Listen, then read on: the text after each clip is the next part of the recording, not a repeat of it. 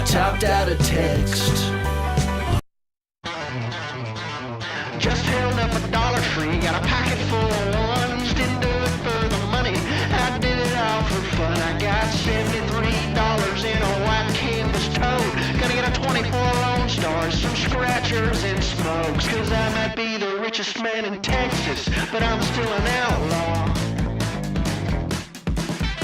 The oil checks keep coming, couldn't spend it if I tried. I'm putting tannerite on train tracks so I don't lose my mind. If I done bought the train company, then I can rob it too. Who's gonna press charges? I know it sure ain't you. Cause I might be the richest man in Texas, but I'm still an outlaw.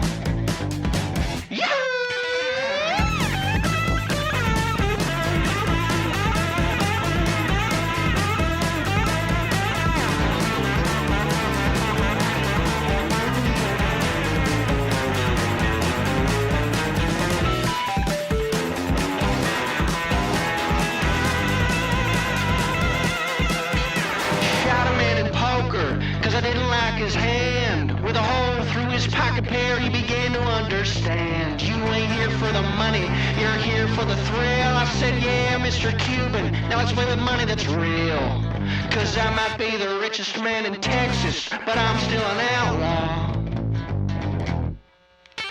Yeah, I might be the richest man in Texas, but I'm still an outlaw.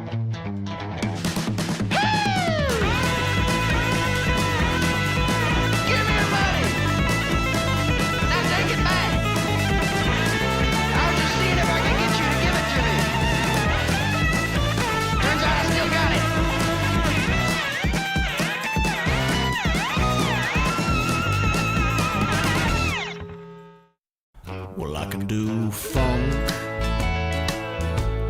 and I can do blues, but one thing I haven't done is gone back to my roots. Cause I'm a good old southern Georgia boy, and I got nothing left to lose. So for this song, I'm going back to my roots. When I turned 10, my mama gave me a beer. She said, in my book, if you're double digits, you're in the clear. Well, I took that triple IPA and I went on my merry way. And I drove my daddy's pickup off the pier. When I was 8, I killed my first deer. Well, I aimed that RPG and she just disappeared. Well, at least I didn't miss her like some useless city slicker. Yeah, I blasted that skinny doe into next year. When I was 6, I went to prison. My kindergarten teacher, she just wouldn't listen. I said, I'll eat the crayons if I want to, but she yelled at me as I had a mouth of baby blue. She hurt my feelings, so she went missing. When I was 4, I fell in love with a lady. She was the prettiest cousin I had. Can you blame me?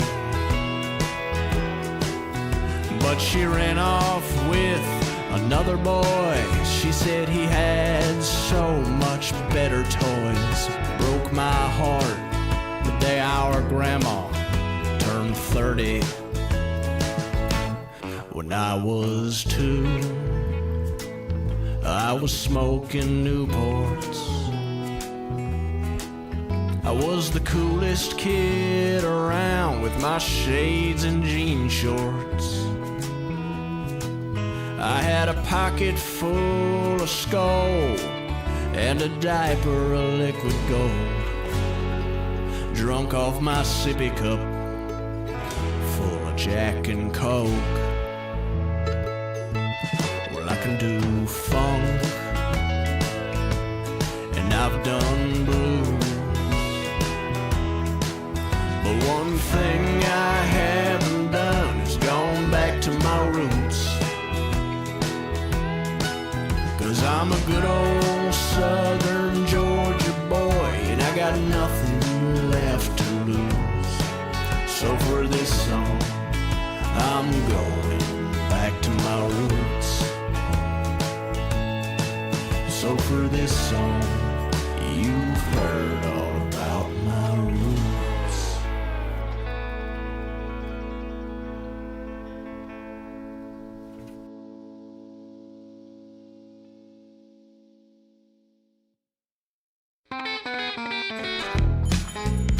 Good morning. It's good to see you, honey. Well, I'm running red lights in this Pontiac Aztec.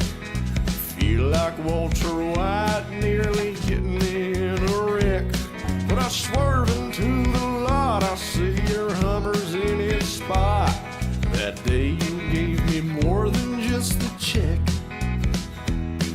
You were what I'd call stout, and I'm what I'd call smart. The Hooters on Broad had us off to a good start. You took my order, but you also took my heart. Like I'm tearing up these wings, you're tearing me apart. So I'm wondering, can a Hooters girl and a Denny's boy ever be together? Can a Hooters girl and a Denny's boy share a booth for forever? Together, forever.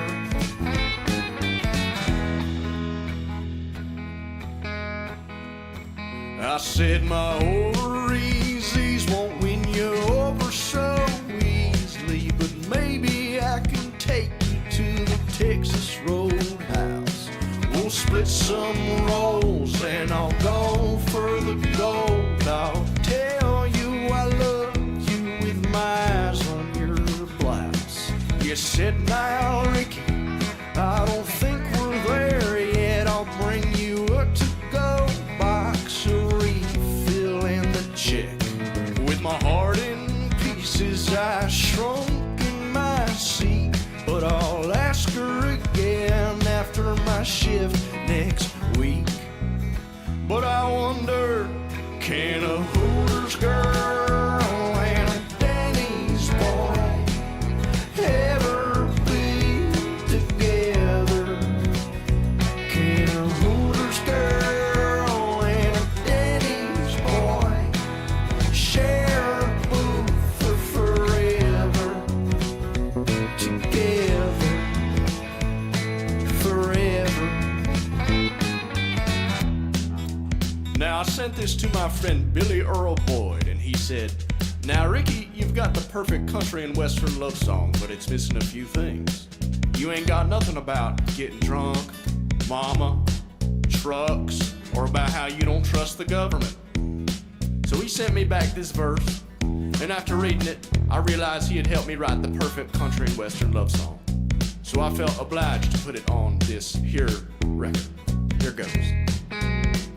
Well, I was drunk at the Denny's at work cooking eggs. My mama pulled up in her truck, she ordered eggs. She said, now son, what's on your mind? I said the United States late 60s involvement in Southeast Asian genocides. She said, geez, that's pretty heavy. Anyway, how'd the day go? I said, I lied to you, mama. She told me no. She said, I'm sorry, son. I was and waiting it's for my coffee. okay. A Hooters girl and a Denny's boy is a rare thing. Yeah, I cut off. Now I guess I'll always wonder, can of Hoover's girl and a Denny's boy. Alright, there we go. Thank you. I appreciate that. Thank you. How is everyone doing? I was waiting for my coffee. My bad. It is not a piece of cookie dough. This is a protein peanut butter dark chocolate bark. Bet. Hello, Neuro. How are you?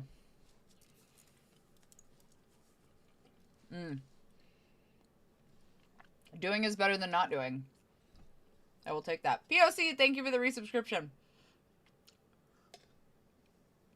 Oh my god, that coffee was hotter than I expected, and I definitely did not expect it to be as full as it was. Oh, that was hot.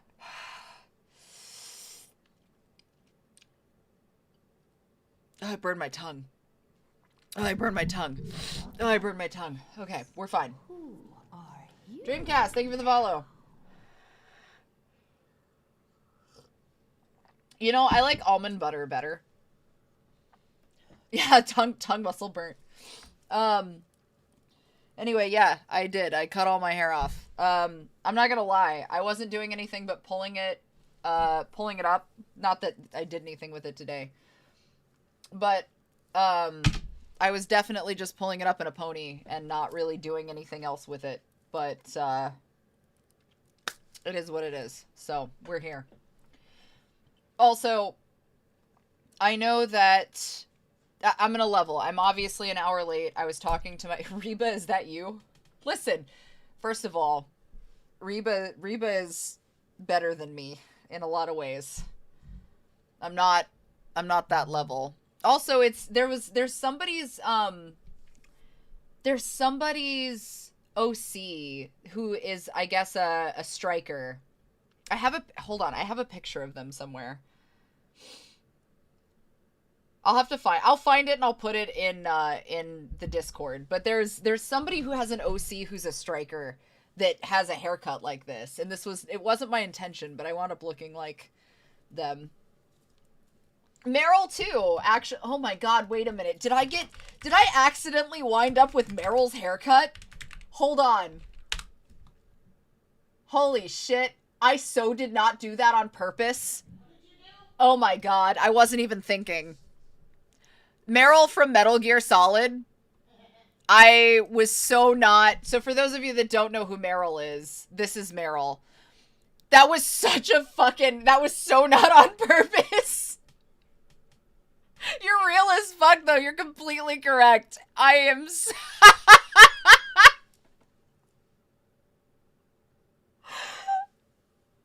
Yeah. Yeah, okay. You're right. My bad. It's true. Damn, dog. It's like, it's a little... So I kept the front a little bit longer because I have, like, the front, like, anime shit. But, nah. Oh, man. What have I done? Whoops. You guys know what this means, right? You know what this means. I'm not responsible. I'm simply saying that it would appear... Damn. I'm so glad you said that, but at the same time, I'm really mad because it was not intentional. And I wasn't even... Because I wanted something that, like, I didn't have to fuck with. Because, like, if I want to, I can just sweep it back and, like, tuck it behind my ears and I'm good to go. Like, no big deal. Or if I want to fluff it out, like, can do that too. Whatever, right? Wasn't even thinking about it, though. But if I flare it out and shit, I absolutely hit Meryl. You're going to beat up a genetically modified old man soldier? I don't know if you know about me.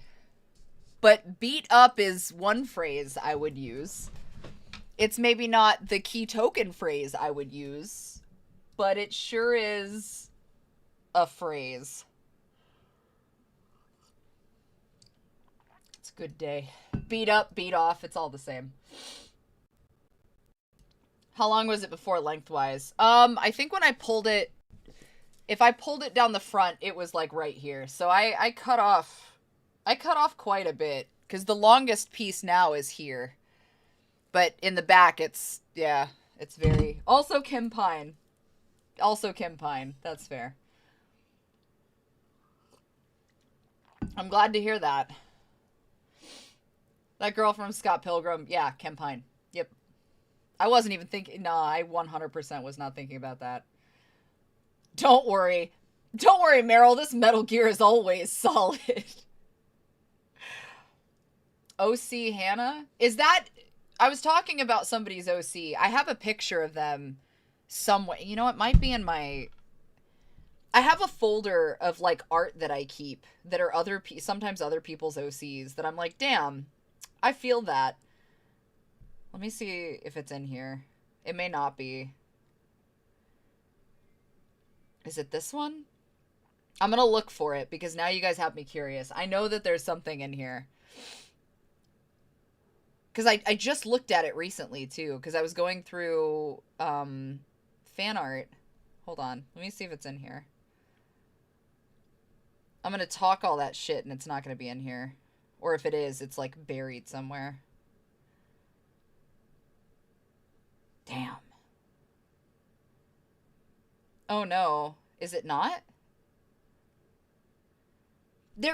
I know, I can see them in my mind's eye. I know what they look like because they're a striker, and I know the picture is buried somewhere in my pictures. Thanks. No, I appreciate that. It does not lose cryptid divinity. Damn, that's gonna bother me. I'm never gonna find it. The problem is I don't even know the name of the OC either. So it's not like shit. If I find it, I'll post it. It's somewhere in here, I'm sure. I mean, when you do costuming, you kind of have to. I also like put medicine. I was starting to break out really bad, so I put medicine on my face and it just made my face red. So it's a good day. It's a good day. It's fine. How's the new audiobook recording going? Actually, so that I'm not gonna be on here long. I was gonna do a little bit of streaming. Obviously, you know, it's Thursday and I'm supposed to do an indie game. The problem is that I was on the phone with my grandma, and I was also in the midst of trying to get things settled, but I really legitimately need to get this audiobook done. I'm on chapter, like, 12 of 29, but it is a dual perspective. Yo, thank you so much. Also, thanks for the subscription, Dreamcast. I appreciate that, you. And Jimmy, thank you. But, oh, yeah? That'll be fun. Ren Fair's coming up. I think ours is in, like, June or July or something. But no, I wanted to do some gaming and shit, but I am on an audiobook this week, so I probably will not stick around long. I mean, I guess I could record the audiobook. This one doesn't have a lot of explicit scenes, at least right now, so maybe it would be okay. Hey, Wildfell. She's doing good. I just was kind of catching up with her and trying to figure out, like, when she was going to come visit and whatnot. Yeah, we're getting there. So, it is a dual narration, which means that I do have a male counterpart who is taking his part of the chapters. So, realistically, hold on, I need a calculator. Technically, 15 of the chapters are mine, and I've done 6, so I have, like, 9 left. So, like, it really won't take me that long. I just need to sit down and do it. But my options are I can stream for normal time today to, like, 7 or whatever. And then I can always just do it tomorrow.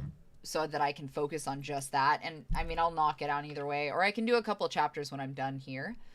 But yeah, it's not as much. So the last book that I did was like 46 chapters, and it was all me. The black, oh fuck, what was the name of that book? Oh god, it's the one I just finished. I can't remember the name of it, but the book I just finished was like 40 something chapters.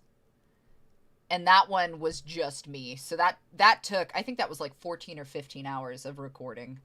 And I got that done right before CAD, right before Creators After Dark, so it was pretty wild. The highlighting of lines video you reposted, is that what it looks like when you have multiple people recording on one book? Yeah, so the video that, actually, can I find it? The video, Instagram? The video that Ray's talking about is an author that I work for named Kalista that I do, the audiobooks for her series under Invoking the Blood and so on and so forth. And let me find her really quick. Hold on. So Kalista had put up a story. I don't know if it was... Yeah, it looks like it was just a regular story. I don't think it was a standard video. Basically, she put up a story showing that she was... Oh, yeah, no. Okay. So the story's passed, but she had put up a story showing what it looks like when an author has to highlight for multiple characters, which it's just like blocks of color. So, yeah, that is absolutely what it looks like when multiple people are recording on a single book. Thank you. I appreciate that. The books are... the list of books are usually on Audible, but you can find most of them. If you just search my name and then audiobook, usually it'll come up. No, it's good. I don't think those kind of questions really come up for people very often. Which reminds me, I do have the voice acting panel that I did at Creators After Dark. I will be posting that to subscribers, so that'll probably fill in for next week's video, and then we'll get back to workouts. But I know a lot of people were curious, so I wanted to provide that as a safe for work thing that was something fun for people, because a lot of people do ask, like, how do I get started? What do I do?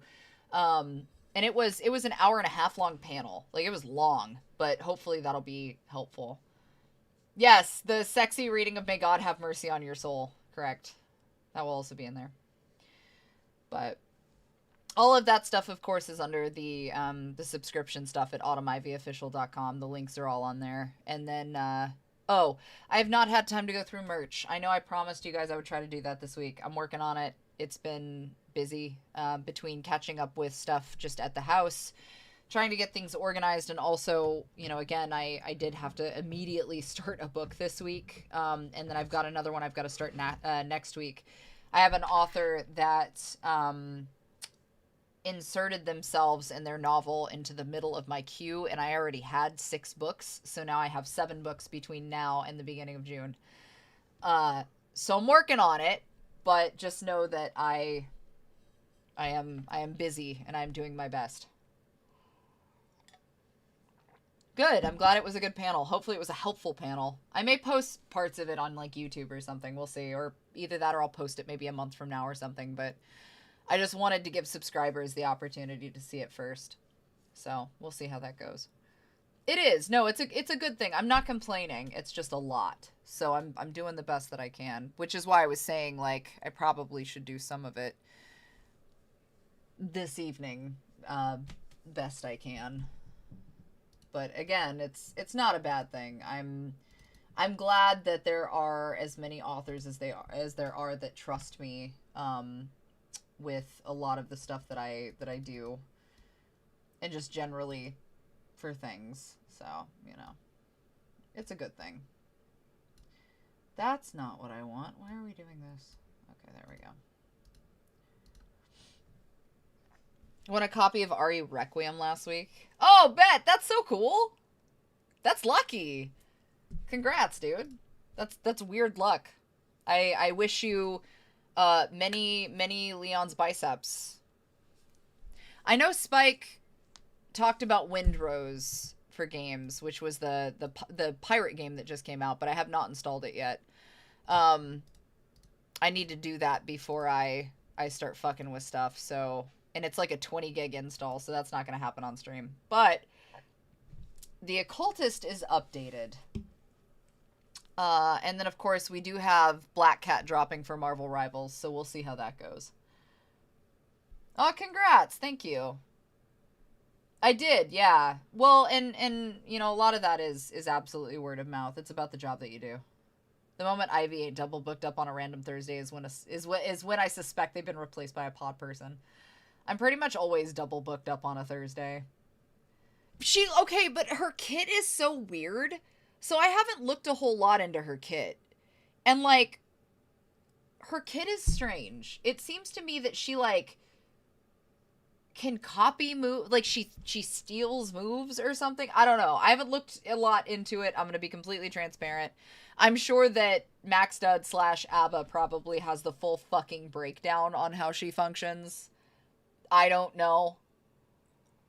It is the magic items. Okay, I told Ellis I thought that it was the gem that she has, and that's how she's doing it, but I wasn't confident. Although the fact that they just inserted another move stealer because they needed an excuse to insert a popular character, knowing that she had minimal, like, ability for a kit, is a little frustrating. But maybe that's like a personal... Maybe that's a personal thing. I don't know. I feel like that's just me bitching, more or less. Which, again, it is what it is. I don't know. We have a lot of, like, move stealer subsets and, like, characters that do move stealing. Then again, I say that having not touched Marvel Rivals once again for, like, 2 months. I bet if you ask Max, you'll get the ADHD cocaine explanation. You're right. But you know what, motherfucker? He's good at what he does. She is not a move stealer. She has a set of magic trinkets she pilfered. Oh, maybe. I saw her do...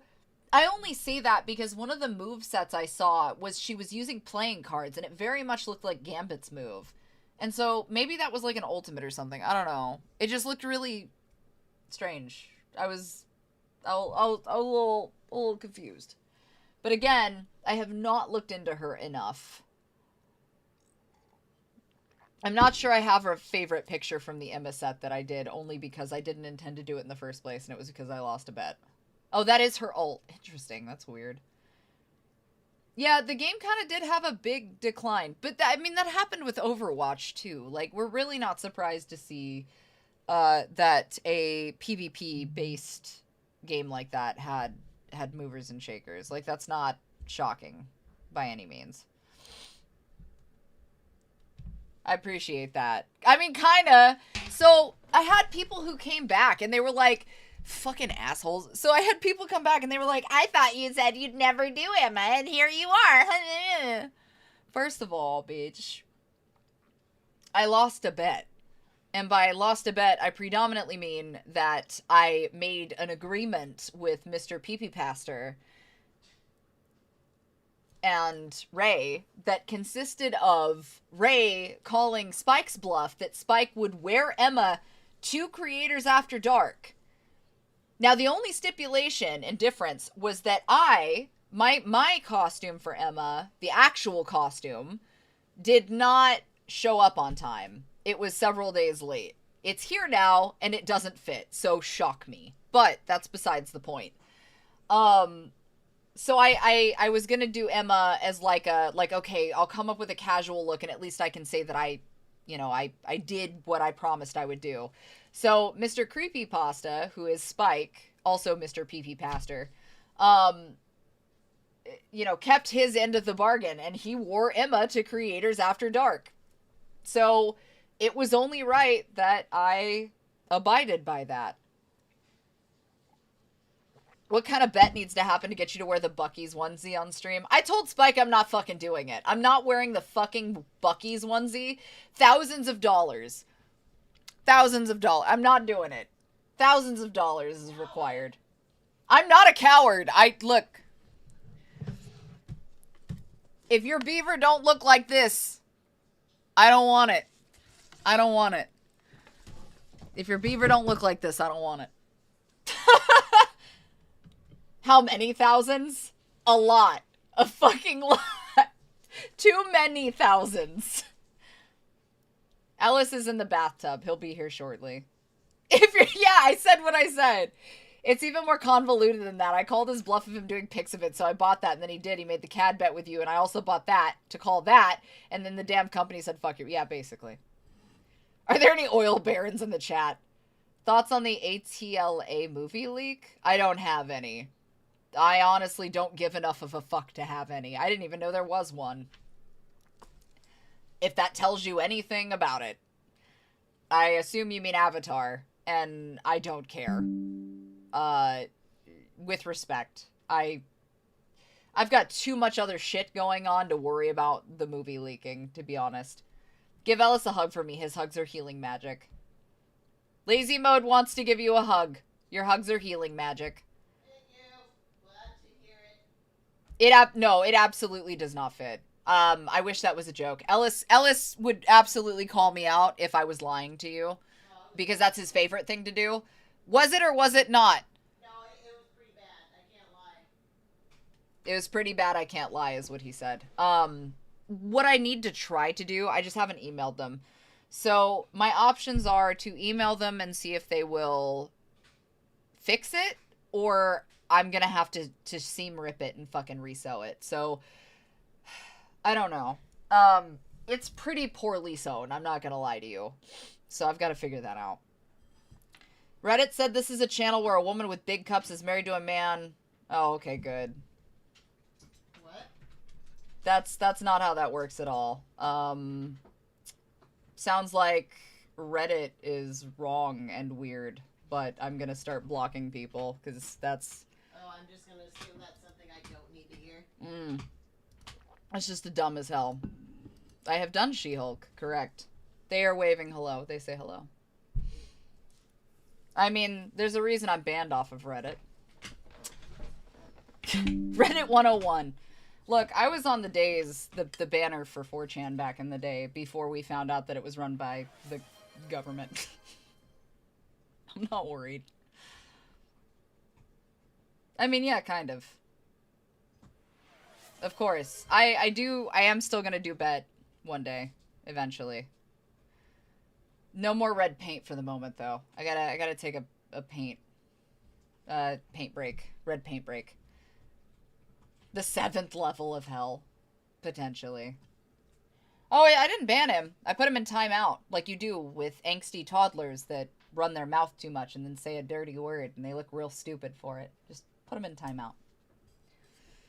Are there any Marvel rival characters you still want to cosplay outside of Black Cat? I do want to do Black Cat. But Black Cat's been on my list. I've had Black Cat on my list for a while. I just haven't gotten around to it. I do like her new suit though, so if Arachnid does a suit for it, I might, and then I can just make the accessories. Rogue. Oh, Bet. I'm sorry you had an emergency chiropractor visit. That fucking sucks. I hope your back's okay. I feel for you. I was thinking about doing fucking Gambit. I'm not gonna lie. The Helgala Gambit kind of had me acting up a little bit. And yes, of course I want to do Venom. What are you doing, buddy? Oh, okay. Just checking.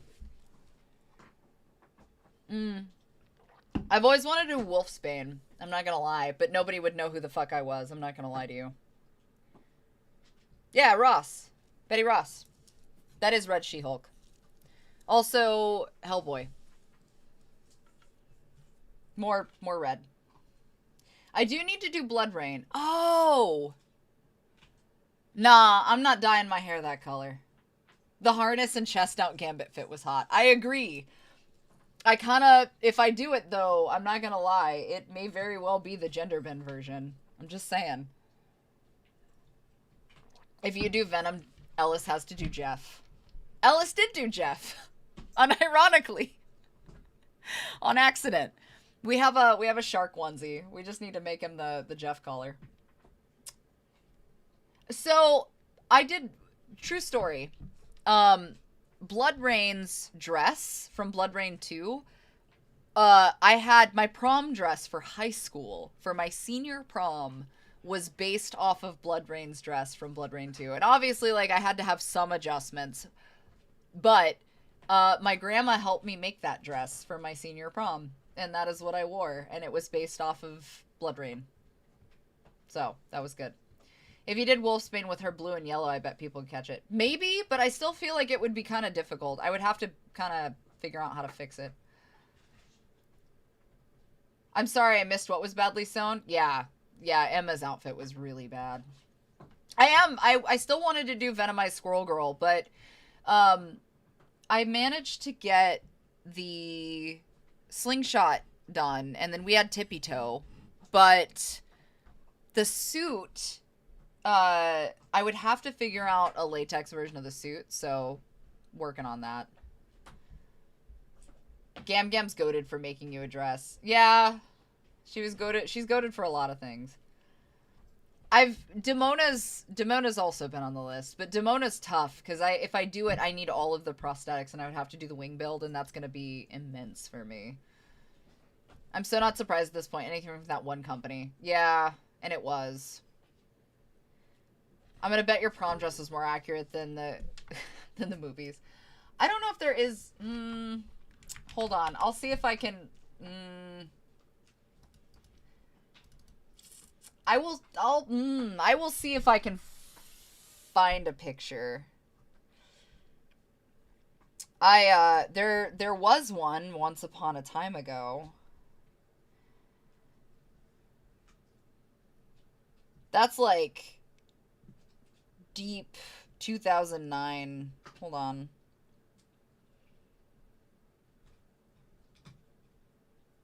I will see what I can find. I don't know if there's a... I know there... Well, yeah, I do. There is a front shot somewhere. Hold on. Oh! Here's something wild, though. Hold on. Here you go. That's a high school photo. Damn. Shit's wild.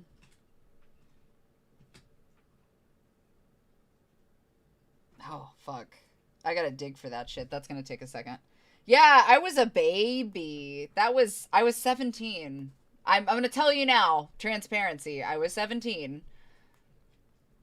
Venomized Vanellope Von Sweet? That sounds horrifying. That sounds like that would go so poorly so quick. Oh my god.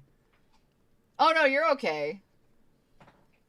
Phasmophobia. I did! I saw the Phasmophobia Alan Wake. I shared it today because I was so fucking stoked. I was super excited about that. Because it looks good. It looks cool. We do have an ad break starting in about a minute, guys, so please be aware of that. Don't go anywhere. Everything's the same. I have RE9 on my wish list since you're the Resident Evil expert in my eyes. I am not, but thank you. Do I need to have played all of the games to fully understand the remake franchise?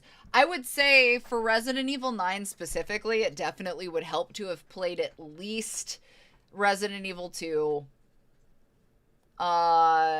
Maybe 1 if you just wanted some extra bullshit. But like RE2 at least. And potentially Village only because some of the stuff. But like... I mean, yeah, RE4 is predominantly also Leon, and that would probably help, but Las Plagas didn't really have anything to do with what was happening. They kind of all intermingle. So, like, would it help? Yes. Is it necessary? No. Could you watch someone who does, like, a breakdown and still be good with it? Absolutely, yeah. Like, I think you would be fine. Keep talking about nudity, Joel, and I will fucking block you. Please and thank you. Be polite or shut the fuck up. Those are your options. Yeah, she's kind of like Graham from Happy Gilmore a little bit. You like Ethan Winters? Do I like Mushroom Hands Winters? Of course I do. Okay, wait, hold on. I think I found a picture. Oh god, it's so grainy. Hold on. Damn, do I really have no good pictures of this dress? Holy shit. Oh wow, okay, hold on. So, I don't... Mind you, this was like framey Nokia day, but like That's at least one you can kind of see. And then this might be the closest I can show you. But, like, you get it had the thigh slit. And then this one. So you at least see the top of the dress. All the other pictures I have are, like... Oh, my God. Like, they're not the best images. Damn. Damn, that's wild.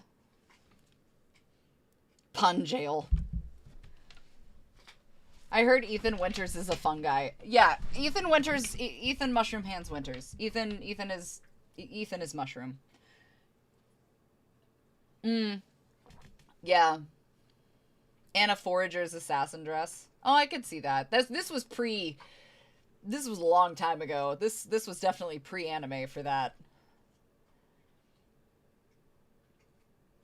I avoid it due to how nervous I am that I would do the character wrong or be bullied over not doing a great job. I mean this with as much respect as I can muster in my left nipple, but, like, fuck everybody else's opinion. Cosplay, look, here's the reality. I'm gonna be a cunt, alright? Cosplay is costume play. At no fucking point, unless you are competing in, like, an actual competition where everything is handcrafted and judged accordingly, right? Cosplay is meant to be fun. People turned it into a fucking popularity contest where if you weren't exactly bar for bar the character, that suddenly there's a huge problem, and that should not ever be the case. If you want to do the fucking character with the means that you have to do it, both financially, cosplay, whatever fucking means that is, cosplay is meant for everybody. It does not fucking matter that you are not bar for bar. I've had friends of mine that were in a situation where they were wheelchair bound and they rocked the fuck out of the characters that they did costumes for. There are people who are like, well, I don't fit the skin color. I don't fit the background. I don't fit this. Doesn't fucking matter. You're not doing it to fucking impress someone else. You are doing it because you love the character and you deserve to have that enjoyment in enacting that in whatever way that sees fit. And that's just your variation of the character. I've had people tell me, oh, you're too muscular. At one point I was too fat. Oh, you're too skinny. Like, I have been all of the spectrum. You're too tattooed. Go fuck yourself. I want to do what I want to do. And that's exactly how it should fucking be. Exactly, like POC just said it. Cosplay is for everyone. So I can understand the hesitation and the nervousness, but dude, the first thing you got to do is put that shit to the side and recognize that costume and play was combined to make the word cosplay in the first place. It is meant to be enjoyed. It is meant to be thrived. Like, you're supposed to just enjoy it and go and vibe with your friends and do shit. If you're competitively doing it, worry about your fucking technique for the actual sewing of the costume.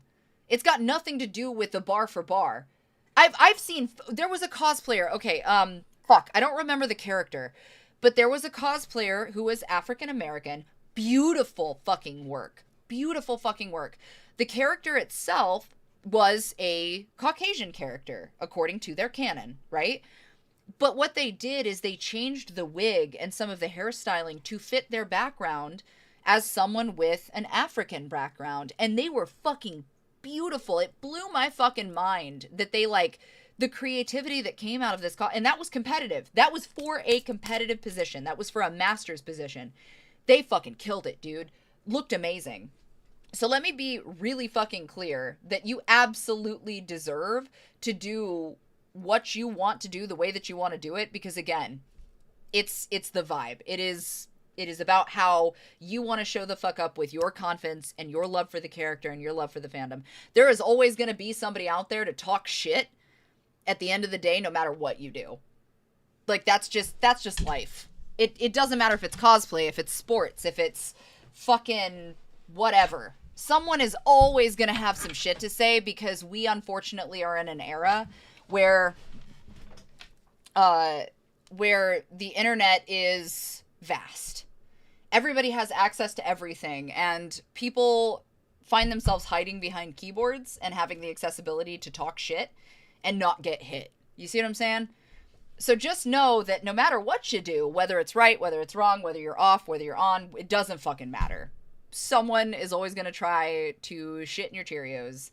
And it is your job to raise them and shit in their air filter in their vehicle and leave it so they never find it.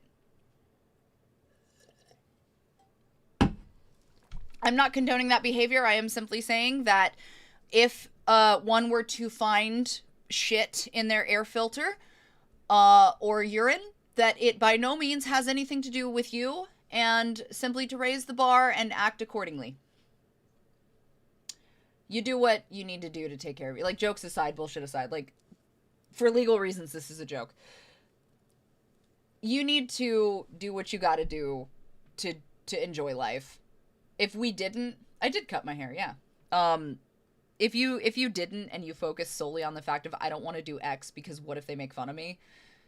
Being a kid that was bullied, I will tell you, you would never get anything done in life. You would never do anything you loved. You would never get to enjoy life. Don't do that for yourself. Amber Heard the air filter.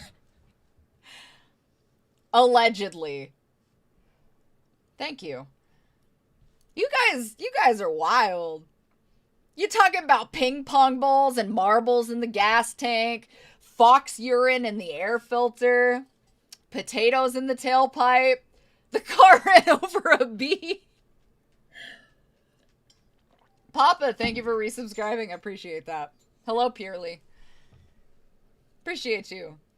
Anyway, the point that I'm getting at, though, is that I'm sorry that your experience has been something of nerves and nervousness for you to feel like you could not meet the demand of life and the bullying part, you know? I get that. And I also come from a position of CPTSD, so I do understand where your brain is at, but part of overcoming that and healing and working through that is also acknowledging that no matter what you do in life, there's always going to be somebody who has some shit to say, and it is your job at that point in your position of healing to be like, you know what?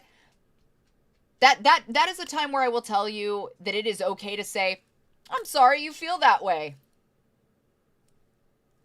And go about your life. Because nothing that you're doing is directly affecting them, and nothing they're doing is ever going to affect your life. Like, don't let them have that. Don't let them have your joy. Don't let them steal that joy from you. Like, nah, we don't fuck with that in this house. Far too many times, the amount of times that I have had in my life, with my personal shit included, right? Like my close family shit included, the amount of times that I would have had people show the fuck up to my door and be like, yeah, talking shit. And then if I did not proceed with the things that I wanted to do that made me happy or brought me joy, I wouldn't do anything. I wouldn't have made it this far. I wouldn't be doing the things that I do. I wouldn't be fit. I wouldn't be doing costumes. I wouldn't be doing photosets. And yeah, like, sometimes we have those moments where we get really in our fucking head about it, right? And we're like, damn, bitch, like, I don't know how I feel right now. I'm feeling kind of insecure. I'm feeling really shitty. Like, my dysphoria is fucking me up. But, like, and that's okay. That's okay to have those moments. But allowing that to put you in a position of defeat and not allow you space for healing to be like, you know what? Okay, I will hold the emotion. I will hold the space. I will feel this thing. But I'm not going to let that be the reason that I stop doing this thing that I enjoy, you know? So, like, just do the shit. Why the car assault? Why not home appliances piss on their toaster? What? Steal their left lug nuts, but only the left lug nut. Very imposter syndrome, yeah. A big part of cosplay is getting to meet other people that love things the way you do. The money, time to do it really is only important to you. The community is going to be happy. Exactly, right. And it very much is about the community. You know, it's the people that you invite into your life and the community that you build really are like the fucking foundation of these things. And you are still responsible for your feelings. Using things like PTSD or being autistic or neurodivergent or certain things as like, it's a reason. but never an excuse, especially when it comes to bad behavior. But if you're constantly also using that as a reason and borderlining it as an excuse for a lack of healing and not moving forward and utilizing tools that you're working on and not trying, that kind of is a catalyst, right? Like, we don't want that. You want to move towards betterment. Poop under their carpet. Buy bicycle locks and lock other people's bikes. What the fuck? What? That just sounds like chaos. That doesn't even sound like revenge. Buying bicycle locks and just locking up other people's bikes is wild. I just had to have an awkward conversation with a wrong number, and to tell him he's having steak dinner for one tonight because she gave him the wrong number. No! That's terrible. Shave one of their chase legs? Coat the cuck chair in honey. What the fuck? Powder fabric dye their rug.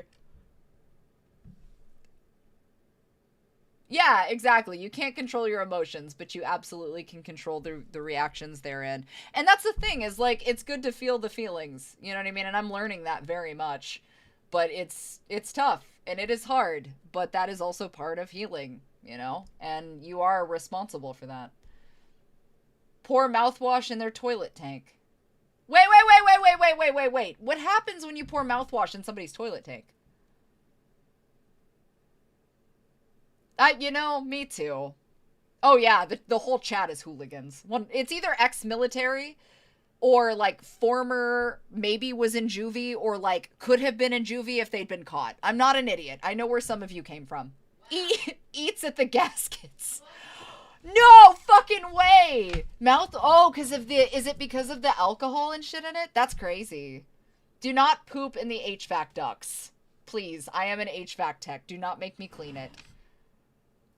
Look, I could never do your job. I would absolutely be the type of person who'd be like, no, you climb in your own fucking HVAC ducts and you clean that shit up. I don't know who you pissed off, but you pissed them off enough to shit in your air ducts, and I'm not cleaning it. Bunch of degens. Leave little Bluetooth speakers throughout their house and set them to scream like a murder victim randomly. Make them feel, that's Alice's kind of game. Make them start to feel like they're going crazy over a long period of time. That's fucked up. Wow. Hook up the bidet to Listerine. Oh my god! That is fucking what? Mail them bed bugs. Holy shit. What if somebody's into that? That feels like a form of BDSM that I simply do not want to address. The hooking up a bidet to Listerine sounds fucking insane. And yeah, Ellis is into psychological warfare. Have you spoken to him? Fuck you. Fuck you! Fuck you, Jonesy! Hook up the bidet to hand sanitizer? Bro, that is worse. That is worse than Listerine. Throw shit covered in Vegemite at them. That's so Australian. That is so Australian. Glad to know you can sniff out the military. Does this make me a victim? No. No, it simply puts you in a position that there are some people here who are ex-military. You saw BDSM with bedbugs, Franz Kafka gone wrong. That was cockroaches. There's this thing you can get that makes a small scratching sound when you find the envelope and move it. It emits a ton of very fine glitter. Wow. The dying battery of smoke detector played over months through a Bluetooth speaker. Listen. That might be the thing that sends me on my no good, very bad catalyst event of becoming a villain.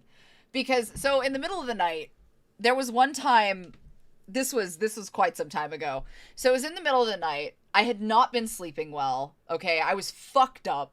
And this is in relation to the smoke detector thing. So like, I had not been sleeping well. I was super fucked up. Everything was just trash canned. I was not in a good place, right? So I finally gone to bed. I was sleeping. And then at like 2 a.m, I hear the fucking, the fucking thing go off. right? And it's just screaming. It is fucking the smoke detector is screaming. And I'm like, so I shoot out of bed and I go to push the button and I push it to like turn it off. And I'm like, okay, we're fine now. Thank you. I appreciate that. Hot. Your hair's banger, but when you brush it back, oh, you mean like this? It gives you the 90s, 2000s hot male protagonist vibe. Thank you. I appreciate it. That was what I was going for. Thank you. Claymore Roomba. Wow. So, I shut it off, and I go back to bed, and I'm like, cool. I'm good. I'll be fine now. I'm gonna be fine. I start to go back to sleep. It goes off again. And Ellis can confirm, I got up and lost my fucking mind. And I cannot get it to stop. So, like, I push the button. I push it again. It will not shut off. And I finally was like, because I was half asleep. I grab it. I jerk it off. And then I start smashing it until it stops. Because I can't get the thing open to open the battery. And I threw it in the closet. I did. I jerked it off. I jerked it off. I sure did. I did. I saw you almost go nuts over the stupid party horn noisemakers at Chili's. Yeah, those things drive me nuts. But no, that thing, I did. It did. The story ends with me smashing it. It sure does. Yep. You grabbed it, jerked it off, and smashed it. God damn it. You guys know what I meant. You know what I meant. That's so rude. Muscle run extra hot oil and a small layer on the bidet. Ah! Oh, icy hot. Use icy hot. There you go. Replace the buffalo sauce with bear spray. Hold on a minute, because depending on the level of spicy, I feel like there's some weird dudes out there that are super into spice levels that would absolutely not know the difference. They would just think it's super spicy buffalo, and that I think is more concerning. I need my girlfriend to do that to me ASAP, to be honest. That's how all of Autumn's stories end, with her smashing something. At Ray, did you mean someone? I mean, was it more annoying than the self-cooking elk burger? Bro, no. Nothing will ever piss me off more than calling that fucking restaurant and having that kid tell me that that without heat, the meat continues to cook over time. I don't think anything will top that. I have not forgotten, because I still haven't gone back to that restaurant and eaten there. And every time I'm like, man, I really want an elk burger. Maybe I'll give it a chance. Ellis deadass turns to me and he goes, absolutely fucking not. So I just can't eat there again. But there's nowhere local to get elk burgers anymore. So I have to like buy the meat myself and make it. I want to animate that story so bad. That's what I'm saying, is like, this was 30 fucking minutes later, dude.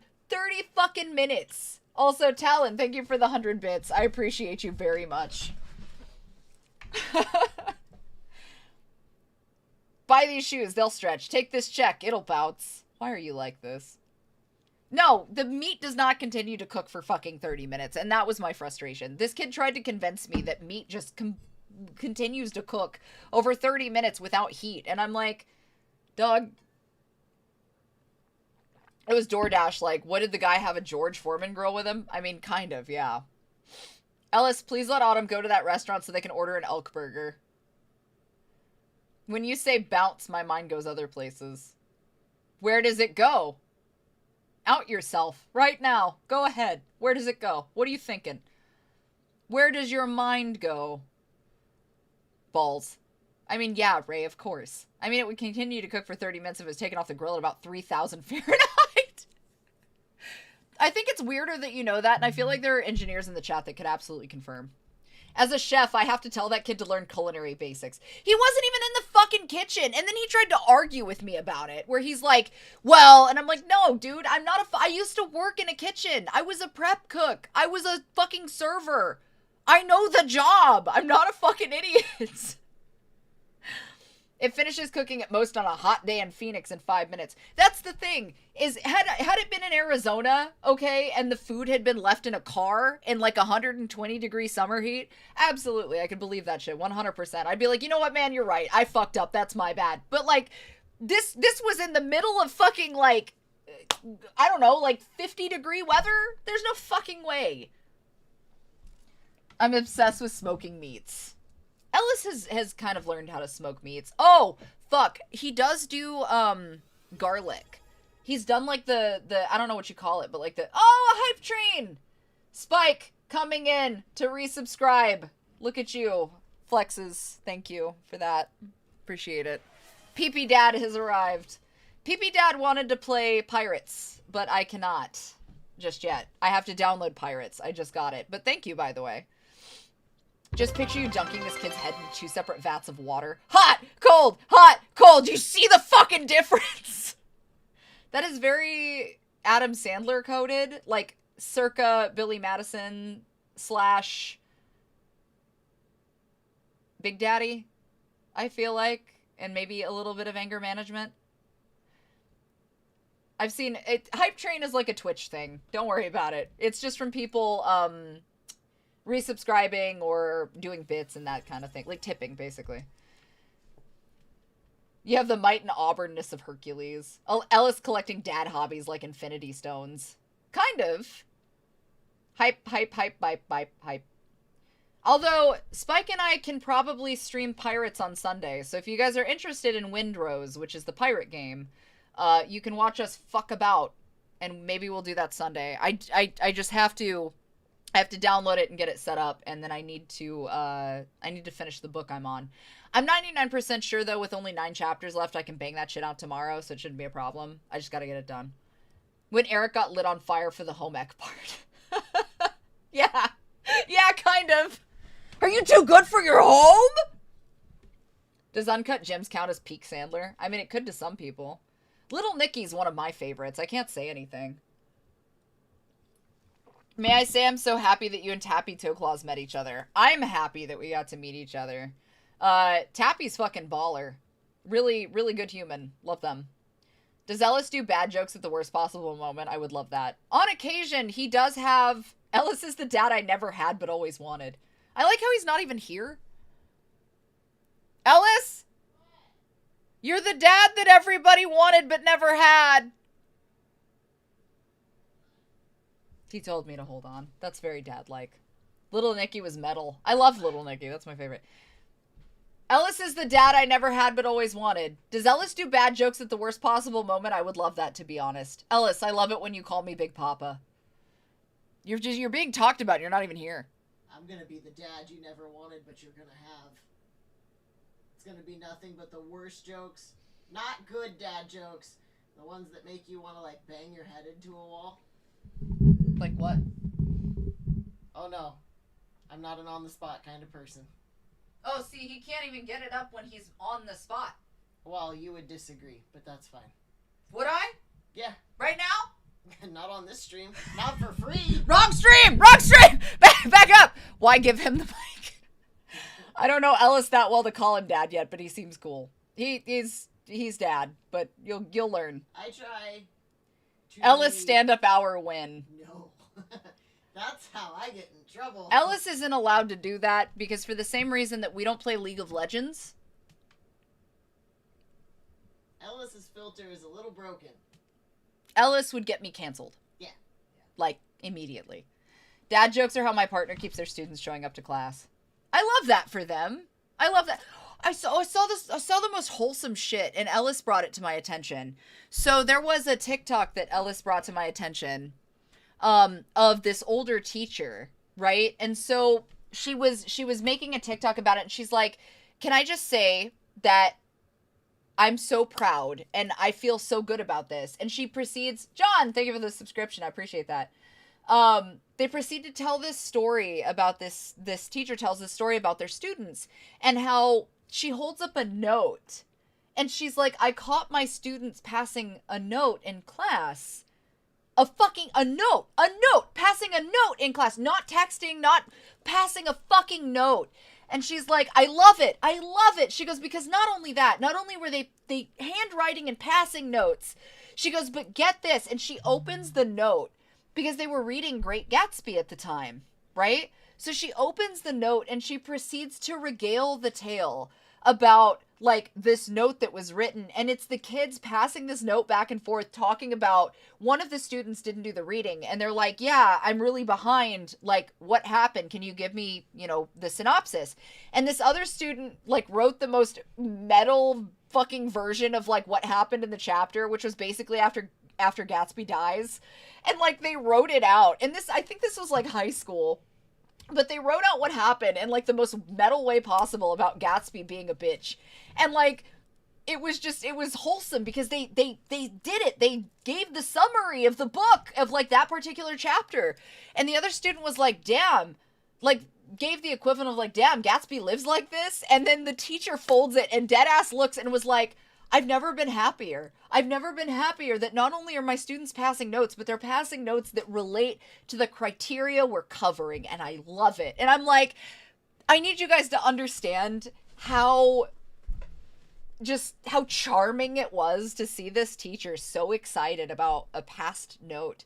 Like, we've reached that point in education now where we're so used to like the fucking bullshit of like texting and doing all of this stuff and not being correlated to, you know, to the criteria. And here's these fucking kids in this teacher's class passing this note back and forth talking about the Great Gatsby. I love it. I don't know. Maybe that makes me a little nerdy. I have no idea, but I can simply tell you that it gave me the good feels. My heart grew 10 sizes that day. There are college professors, so passing notes is necessary. That's fair. Teachers do need a fucking break. So, the high school that I used to go to a couple of years, I think it was like a year or two ago, the high school that I used to go to was trying really hard to get some stuff set up for 3D printers, to get a 3D printer lab so they could educate the students on like Blender builds and things like that. But they did not have the money to do that. So I got in contact with my old teacher that was the one who was trying to build the lab for the school, and I sent them I donated them enough money to cover like 2 printers. I mean, because obviously they're expensive, but I tried to cover at least 2 printers to get them started, and it was enough at least for them to be able to do. And this is not like a, hey, pat me on the back. Like, I want to be very clear. I did it because I owe so much to some of the teachers at that high school for like the things that happened to me and the things that would not have happened had it not been, especially, I may never get the chance to tell her in the way that I want to, because I have no idea where she is now or if she even works for the same school. But there was a teacher when I was in my senior year whose name was Mrs. Williams. And Mrs. Williams was my English teacher. And I'm not going to get into what happened, but some really shitty, really, really shitty, completely uncontrollable things happened to me. And I was in a not good position. I was barely 17. I actually, at this point, I hadn't even quite turned 17, but I was very young. And had it not been for Mrs. Williams, I wouldn't have graduated, is kind of what it comes to. I wouldn't have been able to graduate with my class. So the long story made short is I owe Mrs. Williams so much and such a huge thank you. And I don't think that she understands, or maybe she does. I don't know. But I just would love to be able to tell her thank you for what she did for me. I would love to be able to tell her that had it not been for her advocating for me as her student, especially for AP English, man, but had she not advocated for me and did what she did, a lot of things in that moment for that time would have been a lot worse in a lot of ways. And because of her, not only did I get to graduate, but I got to graduate with my class. And realistically, for the event and for the things that happened, I shouldn't have been able to do that, because again, these were things out of my control, completely out of my control. But had it not been for her going and talking to the school and advocating for me in ways that I probably don't even know, I wouldn't have gotten to do a lot of that, and to, you know, keep going and keep moving forward. So I think it's very, very important that she, and I had a few chances to try to tell her, and I never got the opportunity, but I cannot thank Mrs. Williams enough for being there for me and for doing what she did, and the things I know and the things that I don't know, because I wouldn't have been able to graduate with my class if it weren't for her, and I wouldn't be safe. I wouldn't be safe, and I am safe. Granted, a little scarred up, a little bruised, but I'm safe, and I made it, and I graduated, and I got to do these things. So had it not been for her and, you know, a few of the other teachers who really had my back during a lot of the things that happened to me over time, I think that things would have been a lot worse for me and maybe have gone a different direction. But because of that, you know, I wanted to try to find a way to give back to the school.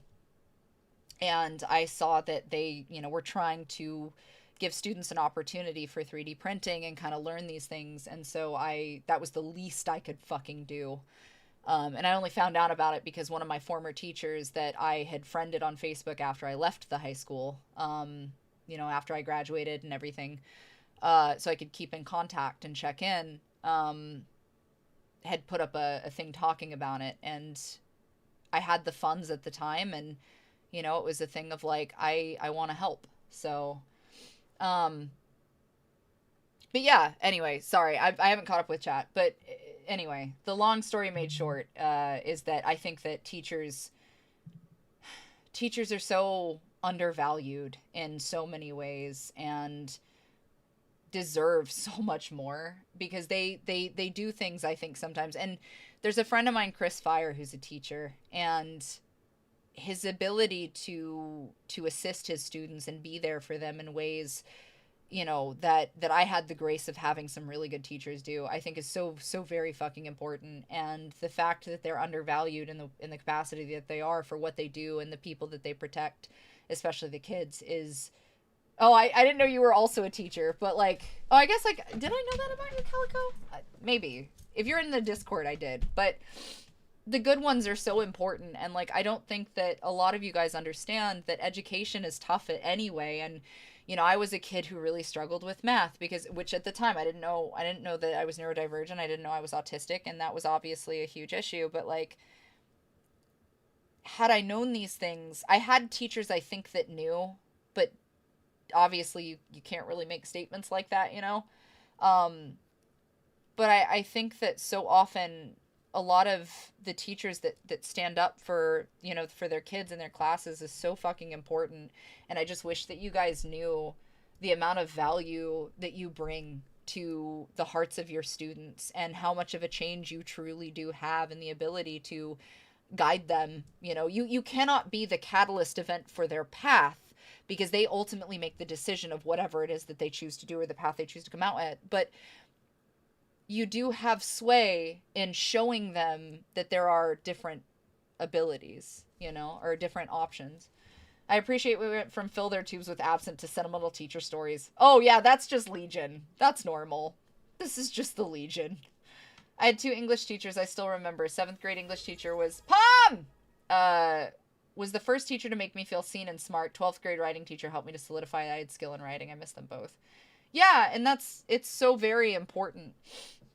And you know what? But shitty teachers sometimes too, I think, is really important. Because shitty teachers show us the difference, right? It's like, I mean, I had my fair share of shitty teachers. I absolutely did. But there was also, I think, points where, like, I had a teacher in middle school that was a history teacher of mine. And I think she knew that some of the things that were going on in my personal life were happening. I showed up to school crying one day. Again, I'm not going to get into it because I don't really remember a whole lot of it, but I showed up late And I remember that I walked into the hall and I was trying to get to, like, figure out if we were first period or for second period, like what was going on, because I didn't even know. And again, this was middle school. I think it would have been 8th grade, maybe 7th. I don't remember a lot of 7th grade, but I remember she was walking down the stairs at the same time that I was walking in, and I was sobbing. You know, and I did that shit that you do when you're like a tough goth kid in middle school, where you're like, I'm fine, you know. And I remember that she gently took me by the arm. You know, she didn't grab me, but she put her hand kind of on my shoulder a little bit and stopped me, and the first thing she did was check on me, and she asked me, you know, some questions and made sure that I was okay. And then she asked me some more serious questions that I lied about, because I knew why she was asking, and I knew what she meant, and she knew that I was lying. So instead of calling me out on it, and instead of, you know, making a big show of it, she let me come during lunchtime and come to her office, like to the classroom, because we weren't allowed in the classrooms during lunch. We were supposed to be like in the lunchroom or like out on the grounds or whatever. But she would let me come to her office and take care of her plants during my lunch so that I could have time to myself. And I really think that those moments for people are really fucking important, you know? And I think that there's a lot of value in that. Yeah, true to fact. You guys all thought that autumn ivy came specifically from poison ivy, and to some degree it did, but ivy specifically came from other aspects of things you just don't know. But yeah, I guarantee your shitty teachers cared about you. They're also human and dealing with a lot themselves. I do agree. I think that it should be said, though, that there is a distinct difference between shitty teachers in the sense of the way that they show up, and shitty teachers in the sense that they genuinely just don't care about what they do, right? There is a distinct difference. So I do see the difference of that, but I do think that, yes, they are very important either way. I remember this one history teacher I had back in 8th grade, tough, strong, tall man. He was hard on us, but he truly cared to teach us right on history and to make sure we didn't grow up impulsive and peer pressured like he did. Yeah, that's exactly it. It's like you get those types of teachers who are very hard on you, or very like, you know, and I think a lot of the time that's often misunderstood in the moment, because we're young, we're brash, we're not thinking, like our brains aren't developed to that point, and we're not in a position to see it from their perspective, you know. But so yeah, I do think that that's really, really important. Yeah, thank you. Didn't go to college, but got paid to teach kids their ABCs, how to read, use their imagination. So in a nutshell, I got paid to be a teacher for 5 years, got paid to make peanut butter sandwiches and watch cartoons with kids. I'd say so, yeah. And like, look, I had a teacher in 5th grade who, when I broke my foot, I had to leave because the cast was burning. So so bad I went home, and when I came back, we had a test I didn't know about. Told me, well, you should have been in school that day. My mom was pissed. Understandable. See, that's an asshole. That's an asshole teacher. That's a little different. The hard on you teachers, like I had a Spanish teacher who was really hard on me. Like she jerked me out of class one day because I was mean to one of the popular boys because he was mean to me. So I was mean back, and like she jerked me out of class and was like, you can't do that. And I was like, why not? He's being mean. And she's like, because sometimes returning that anger is not the right response, and acting in grace is. And like she was a little more religious, but she meant it kindly, you know. But like, absolutely, I'm fine with hard on you teachers, but yeah, exactly. Went to a performing arts high school. The teachers either were well-intentioned or selfish elitist jerks who had their own kids snag every lead. Yeah, I could see that. That's a little different too, for sure. I had a concert marching band director in high school who recognized I was coming from a rough background, that I had a lot of mental health shit going on. She was also one of the first queer role models I had growing up. She advocated for me whenever I couldn't handle something, but pushed me when she thought I could. I owe a lot to her for building up my courage. I'm glad you had somebody in your life like that who could show up for you like that. That's important. I wasn't fortunate with meeting good teachers. I remember as always telling me I'm more stupid than I was, but this was the vibe of the educational system in Poland back then. I did meet some good people on my way who literally saved my life, but they just weren't teachers. And that happens too. Sometimes you wind up in a shit spread, but there are still people around, whether they're peers or, you know, office admin or security or library. Like, mine were librarians. The librarians saved my ass more times than I could count, man. I lived and breathed in the library through elementary school and stuff, and, like, that's where I spent all my time, was the library. So the librarians were always mine. So I can understand that. I remember my middle school social studies teacher called everybody called him Santa Claus because he enjoyed teaching. That's adorable. I love that. Came from a goofy, eccentric theater group back in high school and college. They do. There are elitist groups. I can't say anything because when I was doing theater in my sophomore year, I auditioned to do troupe, right? Which was like predominantly seniors because, of course, like, that's their last year.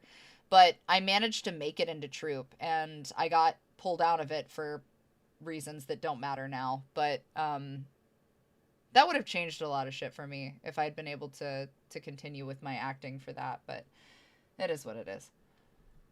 But no, I'm glad that you guys have had your various experiences. This is not the conversation I meant to get into. I'm not really sure. We went from talking about putting fox piss in people's air filters to this, which, again, pretty Legion coded. I'm not gonna lie. Like, this is very Legion, but it's fine.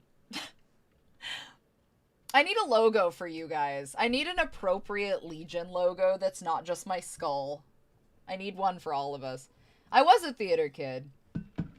Well, that's not true. I was an outcast kid who was kind of like a little bit of friends with one person in every group, but I was never directly involved with a lot of people because I was very, like, me. I had my boyfriend in high school that I was very close with, and, like, obviously our direct friends group. Ellis probably, I don't remember a lot, though, is the problem. Ellis could probably tell you more. He disappeared on me again. But yes, I did do theater. I loved theater. Acting was kind of a way out for me a lot of the time. It just let me be somebody else for 10 minutes, you know? Sucked at math. Could not do math to save my life, but my God, I was an AP English kid. College placing fucking English kid. That shit I could do. Could not do math to save my motherfucking life, though. Which apparently that's a thing. Did you guys know that? So I was not aware of this until it was brought to my attention, but apparently there is a type of learning disability that oftentimes goes in hand with being neurodivergent or having, like, being on the spectrum in some capacity that relates to, like, number blindness almost. Not literally, but, like, some of the aspects of it are when you're sitting with math and trying to understand the complexities that go with, like, the stylistic formula of numbers or, like, the way that they function. Like, you can do maybe the basics of, like, 2 + 2 = fish type shit, but the second that anything gets more convoluted and it becomes a language, it's gone. Like, you fucking tap out. You just check the fuck out. And it does not matter how someone tries to explain it, it does not sound like English. And I didn't know that this existed until recently, and I felt wild. Dyscalculia. Yes. Yulia. Yes. That. I believe that is the word, yes. Yes. I did not know that was a thing, but it absolutely, apparently, is a thing. Had no idea that the concept of not being able to understand or process the numbers and, like, math facts, I didn't know that was a thing. So, and mind you, polite reminder, like, again, I came from a position where mental health was not exactly advocated for, right? So, a little hard, but learning this as an adult makes me feel better about sucking at math, dude. 100%. No idea. April from TMNT. Not intentionally. It's Meryl, Metal Gear Solid. You can say a lot about a person based on where your mind goes for my hair, apparently, I guess. Which is pretty fucking wild. I'm not gonna lie. I was diagnosed with Asperger's at 4. Yeah, so you also are on the spectrum. Granted, they don't in the portion now, they no longer reference it as Asperger's, but yes.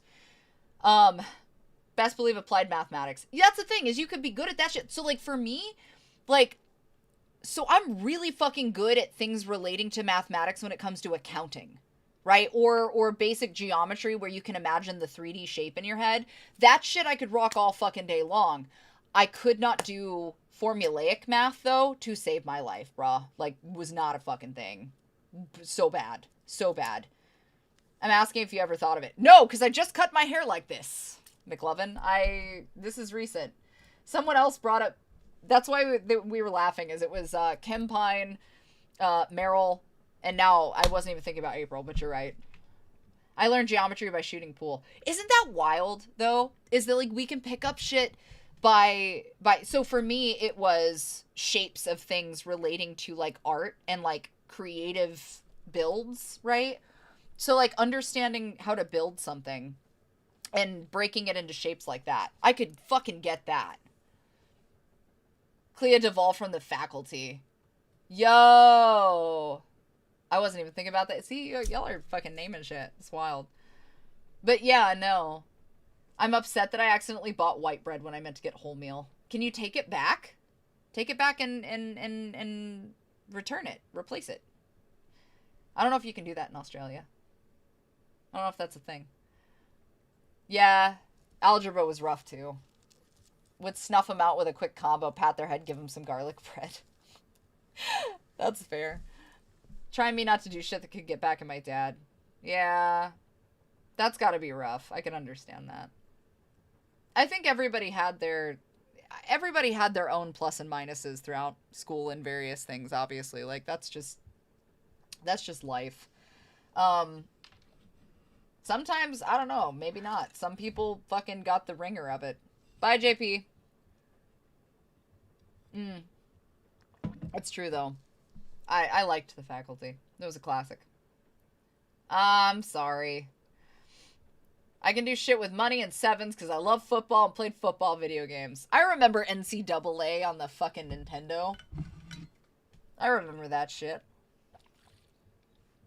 That was good shit, man. But, I mean, yeah. Are you going to be a performer at Norse Forged or more like VIP? I am technically a guest at Norse Forged, although I think that we're going to be, I think we're doing something. There's something performance related, I think. NCAA was Ness for me. Super. Ulan from Suikoden. That's fair. Specifically, I guess polite and loving reminder. Obviously, Creators After Dark is over. Rip till next year. But I will be at Norse Forged Gathering, which again is at the end of May. So if you guys are interested, that's going to be the East Coast Con. Granted, it's like Southeast because it's North Carolina. But if you guys are welcome to, yeah, I mean, that's kind of what we're there for, Cricket. So absolutely. I think there's also like a creator thing where you collect stamps. They're going to be doing a bunch of shit. Why are football video games better than actual football? It depends. I like watching football players beat the shit out of each other, but that's different.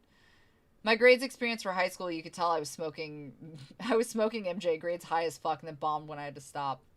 Damn. I mean, it makes sense, though. Some people focus better. I don't know. I should have definitely been on Adderall or something, but I made it work. Best way to understand Aussie football is wait for Projank Footy to come out. I don't know what that is, but it sounds very Australian. So I'll take it. Whatever. I don't know if they're better. It's the same reason I watch hockey. I just want to watch them fight. I don't know. Maybe that's not the right reason to watch hockey.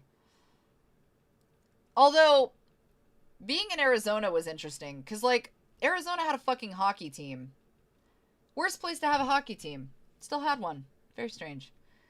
The sports I watch are basketball and WWE. I think WWE counts. Yeah, you have to be athletic as fuck. Panda, thank you for the follow. You gotta be athletic as fuck for WWE, man. It's the only reason to watch hockey. Hockey's a fist fight with a sport added to it. The good ones are. It's the shit talking that goes with it. The Bahamas have a bobsled team. Yeah, but like, well, I don't know. Closer a sport gets to Calvin Ball, the more I'm interested. AEW is my jam. Yeah. I did have one English teacher who basically called me out in front of class because one time I broke down for bawling. I mean, I don't know. I was a shitbag. I would have said absolutely yes. What's your stance on baseball? I know it's America as fuck, but, like, I still like it. I don't play it anymore. I don't think... So I played softball, and I don't think there's anything wrong with it. It's just kind of one of those sports. I don't particularly...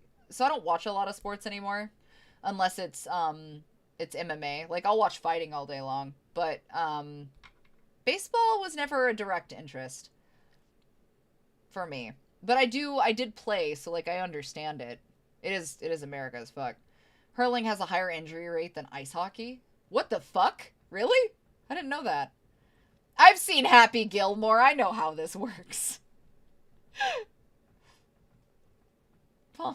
I like hockey, baseball, and proper football, aka American soccer. Yeah, so football/soccer. I just saw your video on the house being haunted. It reminded me of my old home. Could never sleep in that place. Always felt like I was being watched. I even had a shadow person incident. Damn! That's an old video. Well, like, welcome. Also, thank you for the super chat. I appreciate that, Lion. Thank you. Damn. I mean, to be fair, though, when we first moved into this house, there was a lot of residual shit that came from the prior families. So, like, that was a lot of it. It's mostly been cleaned out now. I also am, like, the go on, get variety type person. Like, I'm not gonna fuck with that in my space. So I used to play golf in high school. I was forced into it. Hate it. I can't stand it. But I'm still not overseeing you as a wrestling valet. Yeah. Well, I was training too, but I never got the opportunity. And then obviously, like, COVID shut everything down, so it didn't really matter. That was a good time, though. I think there should still be a couple of episodes of championship wrestling from Arizona that you could pull up.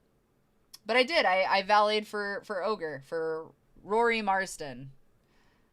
Yeah, there should be more than one. I think we did like 5 or 6 episodes. I'm not sure off the top of my head, but we did a few. It was fun. I enjoyed it. I definitely would have liked to do more. Have you been in the ring? Formally fighting? No, because I can't find anybody my size to fucking fight. I wish, but I cannot find someone formally my size because right now I'm 175 pounds.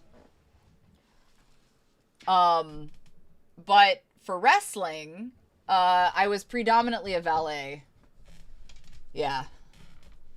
Welcome in. I used to live in NOLA. That place is wild. That's true. I did not believe in ghosts and hauntings until I lived there. I love NOLA, though. Ellis and I both love NOLA. NOLA is an experience, and I would implore anybody who wants to just experience life and, like, how things are to definitely hit NOLA. NOLA is a beautiful experience. It's one of the few cities that I fuck with. It's good. I volunteer Amaranth to fight you. She is, like, 5'2" or something. And she's also like 110 pounds soaking wet. I went through this already. I'm not allowed to fight Amaranth. I also feel like I would rather fight her husband. I feel like that would be a more even match to just fight her husband than to fight her. There are other girls her size, though, who offered. But, you know, is what it is. I can fight them both at the same time. I feel like that's an even match. Together, they make one of me. Yeah, see, you get it. Currently the caretaker of the family home. Grandparents, I feel, have finally moved in, but they were lingering. Yeah. That's fair. I'm on the Jim Cornette wavelength of wrestling with a bit of Ben Yahtzee Croshaw.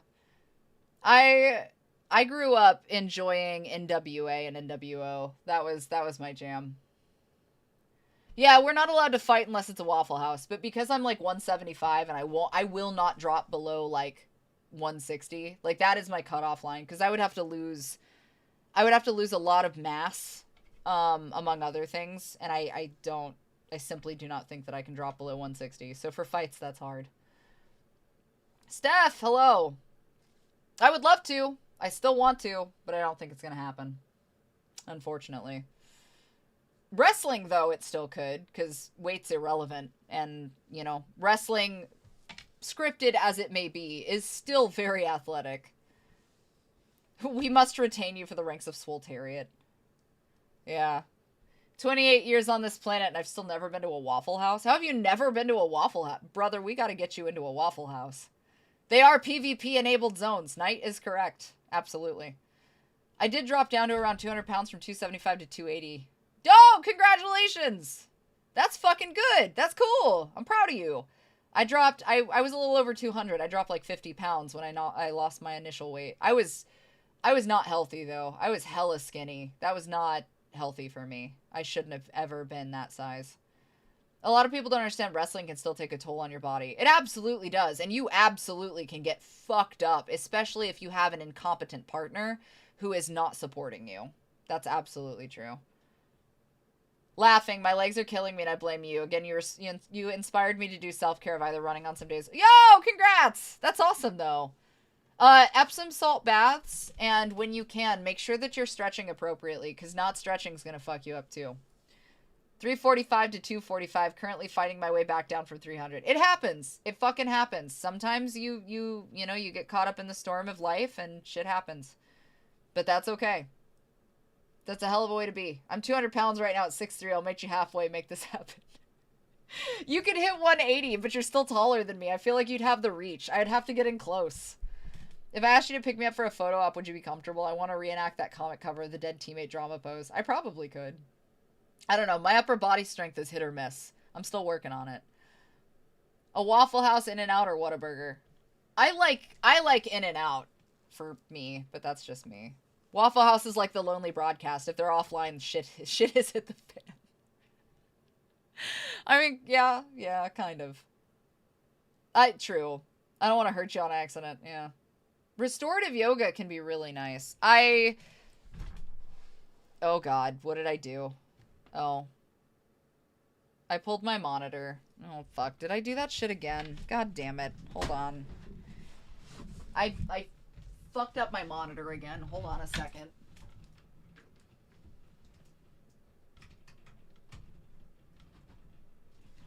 God damn it. Bye, monitor. There we go. That should hopefully reconnect in a second. Perfect stream for coming back from the gym. Yo! Congrats! Being down 10 pounds, that's not a game. Proud of you, dude. I hope that it has been positive. I know that can be kind of tough. For sure. I need to leave New York for a vacation.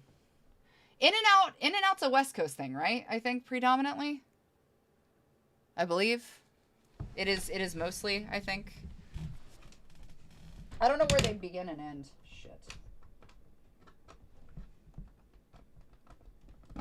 Okay. Maybe it'll come back on? Are we not gonna come back on? During your workout sessions, do you do an outside day?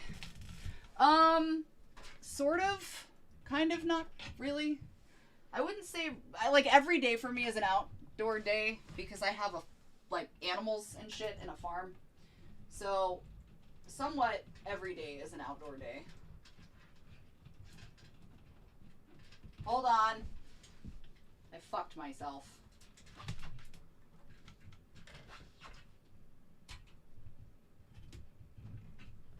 Shit. No! Oh no. What have I done? Hold on.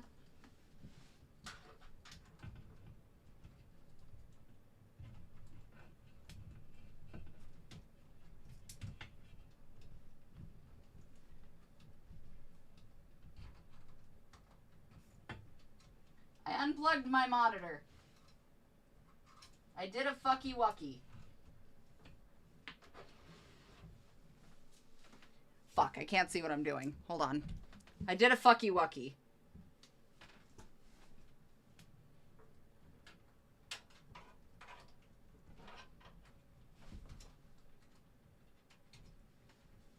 Okay. Maybe that fixed it. We're gonna find out. It may not have. We'll see. Okay. I will be right back. Hold on 2 seconds.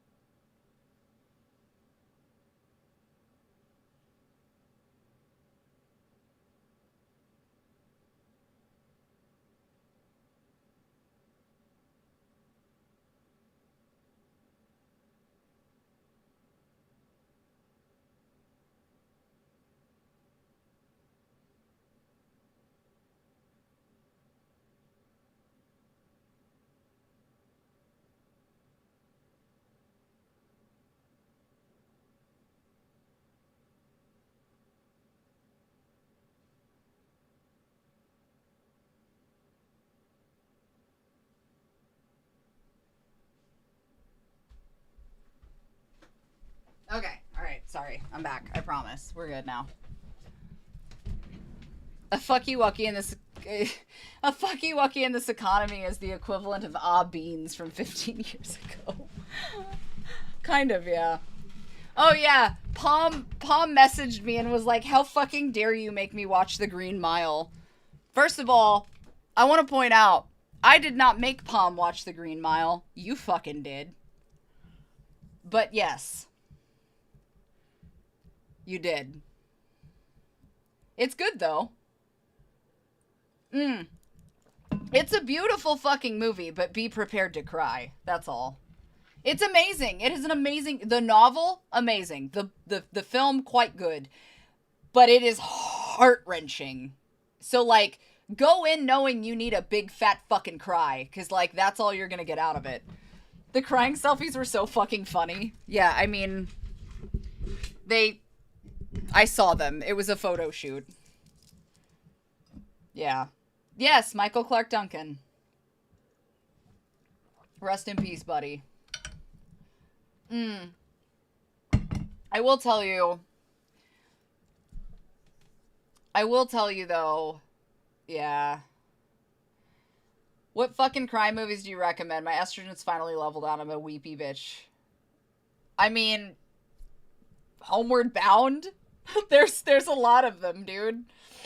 She was like, why the fuck did you make me do this? She said the same thing. Moulin Rouge is a good one. Moulin Rouge is a good one. All Dogs Go to Heaven? Yeah. Yes. Yep.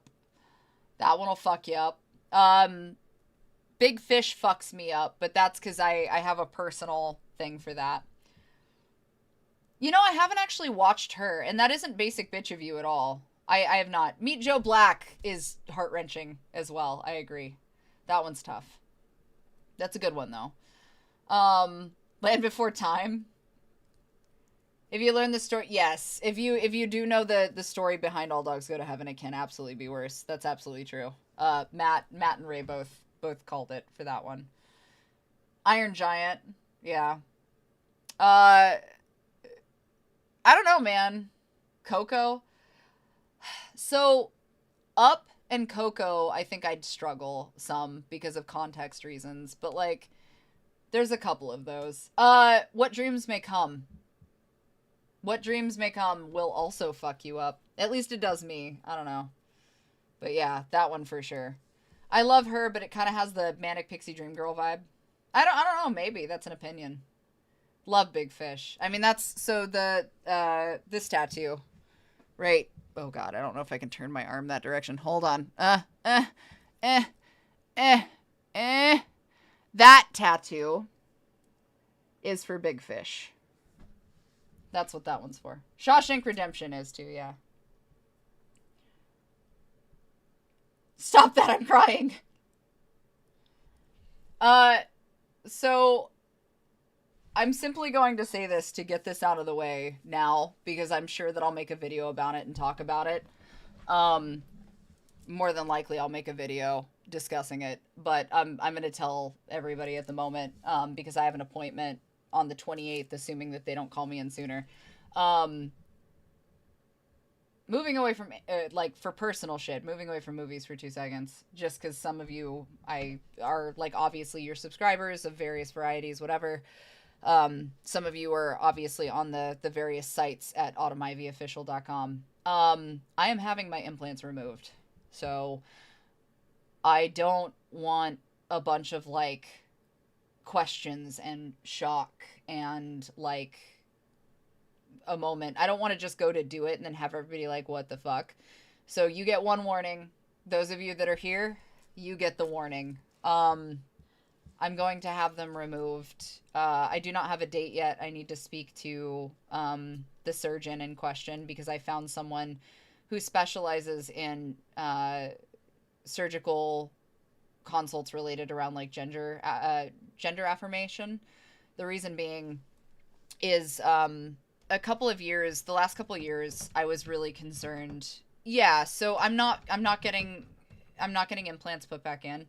I was always bigger chested. A lot of you know this. I've had random fucking meatball chads come out of left field and be like, ugh, but, like, I was always bigger chested, even younger, you know. What inevitably happened is after I lost all the weight, I could pull my skin out to like here. So I just wanted things to be managed appropriately. So I asked them to like, hey, put them back to how they were before I lost the weight, because I just want them to look normal. So they fixed a lot of the asymmetrical issues and some of the other problems that I had, which made me feel better about them ultimately, except for the scar tissue, which was someone else's fault. But a couple months after I had them fixed the second time, I that's really kind of when a lot of the numbness and tingling and the nerve issues in my arms started to get worse. So my suspicions over the last couple of years, especially after going back to PT and trying to figure things out, is that they're submuscular, which means that they sit under my muscle. They're not, they're not up above. So you'll see a lot of people who get them done have them subdermal, which means they sit on top of the muscle. Mine are underneath my pectoral muscles, which can cause some complications. Granted, I can flex, but the issue is I've had some suspicions over the last couple of years that some of the nerves that are on the backside of my pectoral muscle kind of leading into some of these things and underneath like my arm and going back are causing some of that feeling loss and that numbness, and also some of the pain that I'm getting because it is related to the nerves. So I'm obviously very in touch with my body. I try to pay attention to things, but one of the things I've noticed is the more that I've continued to work out and do things and like get some of the pectoral changes, the more that I've started to notice that it's getting worse.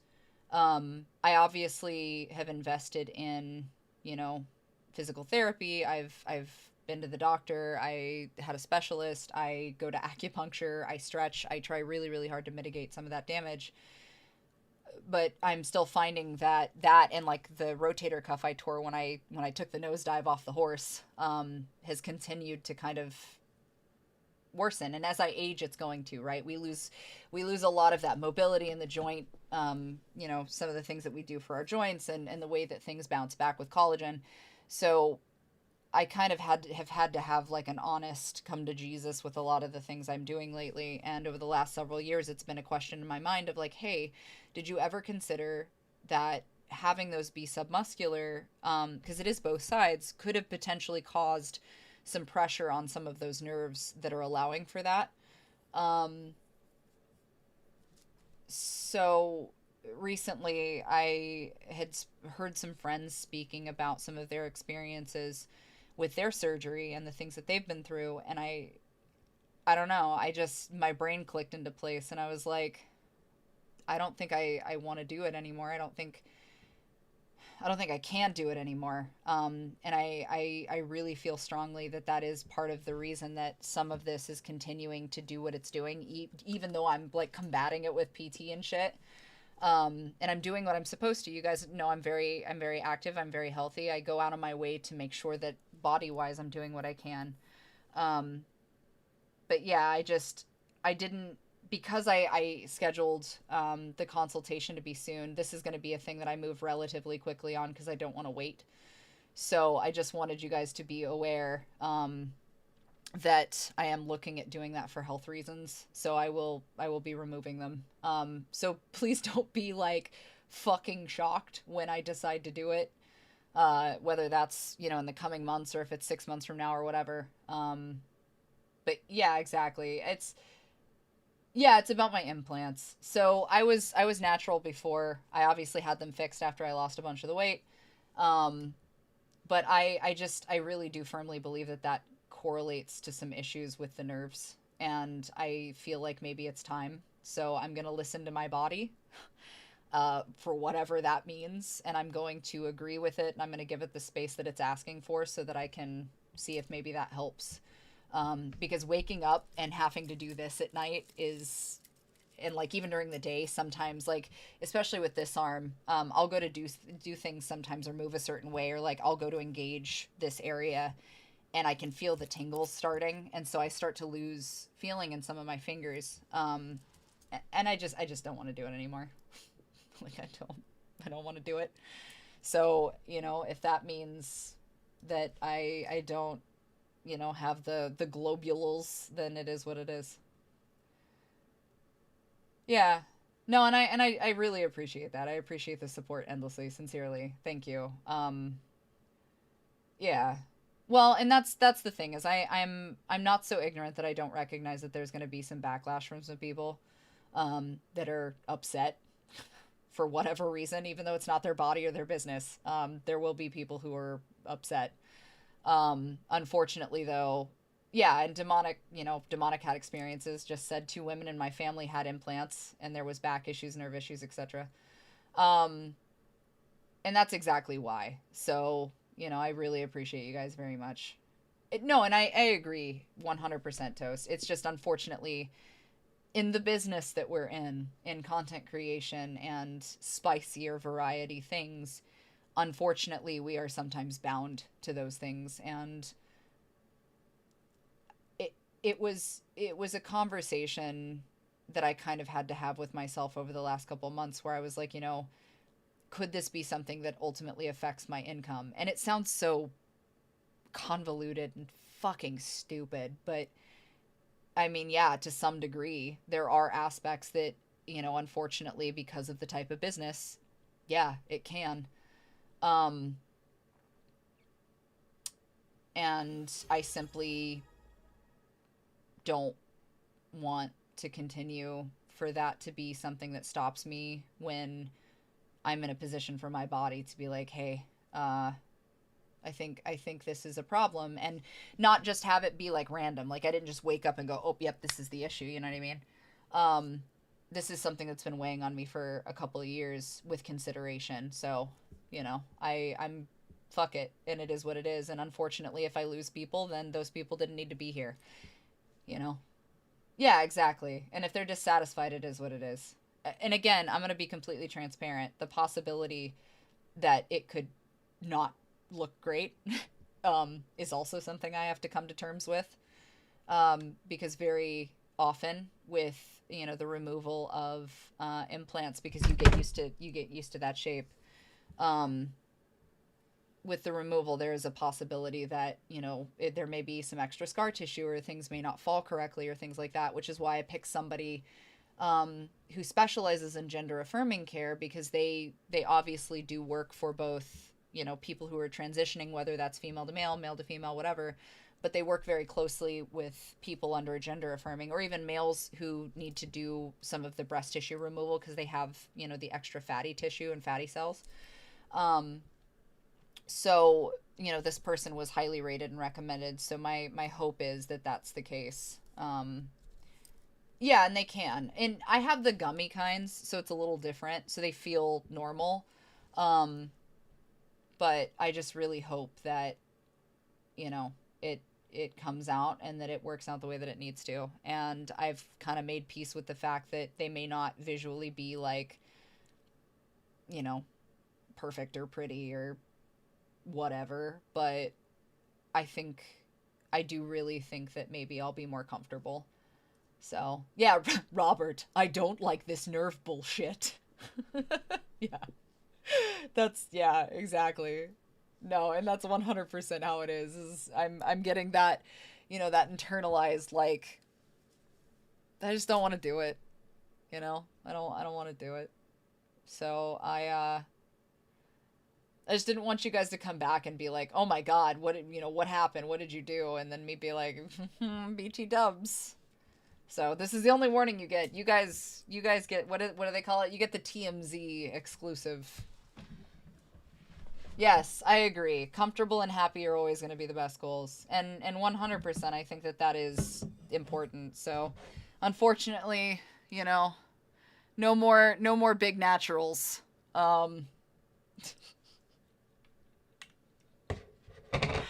We missed out on getting that blanket. I'm so upset.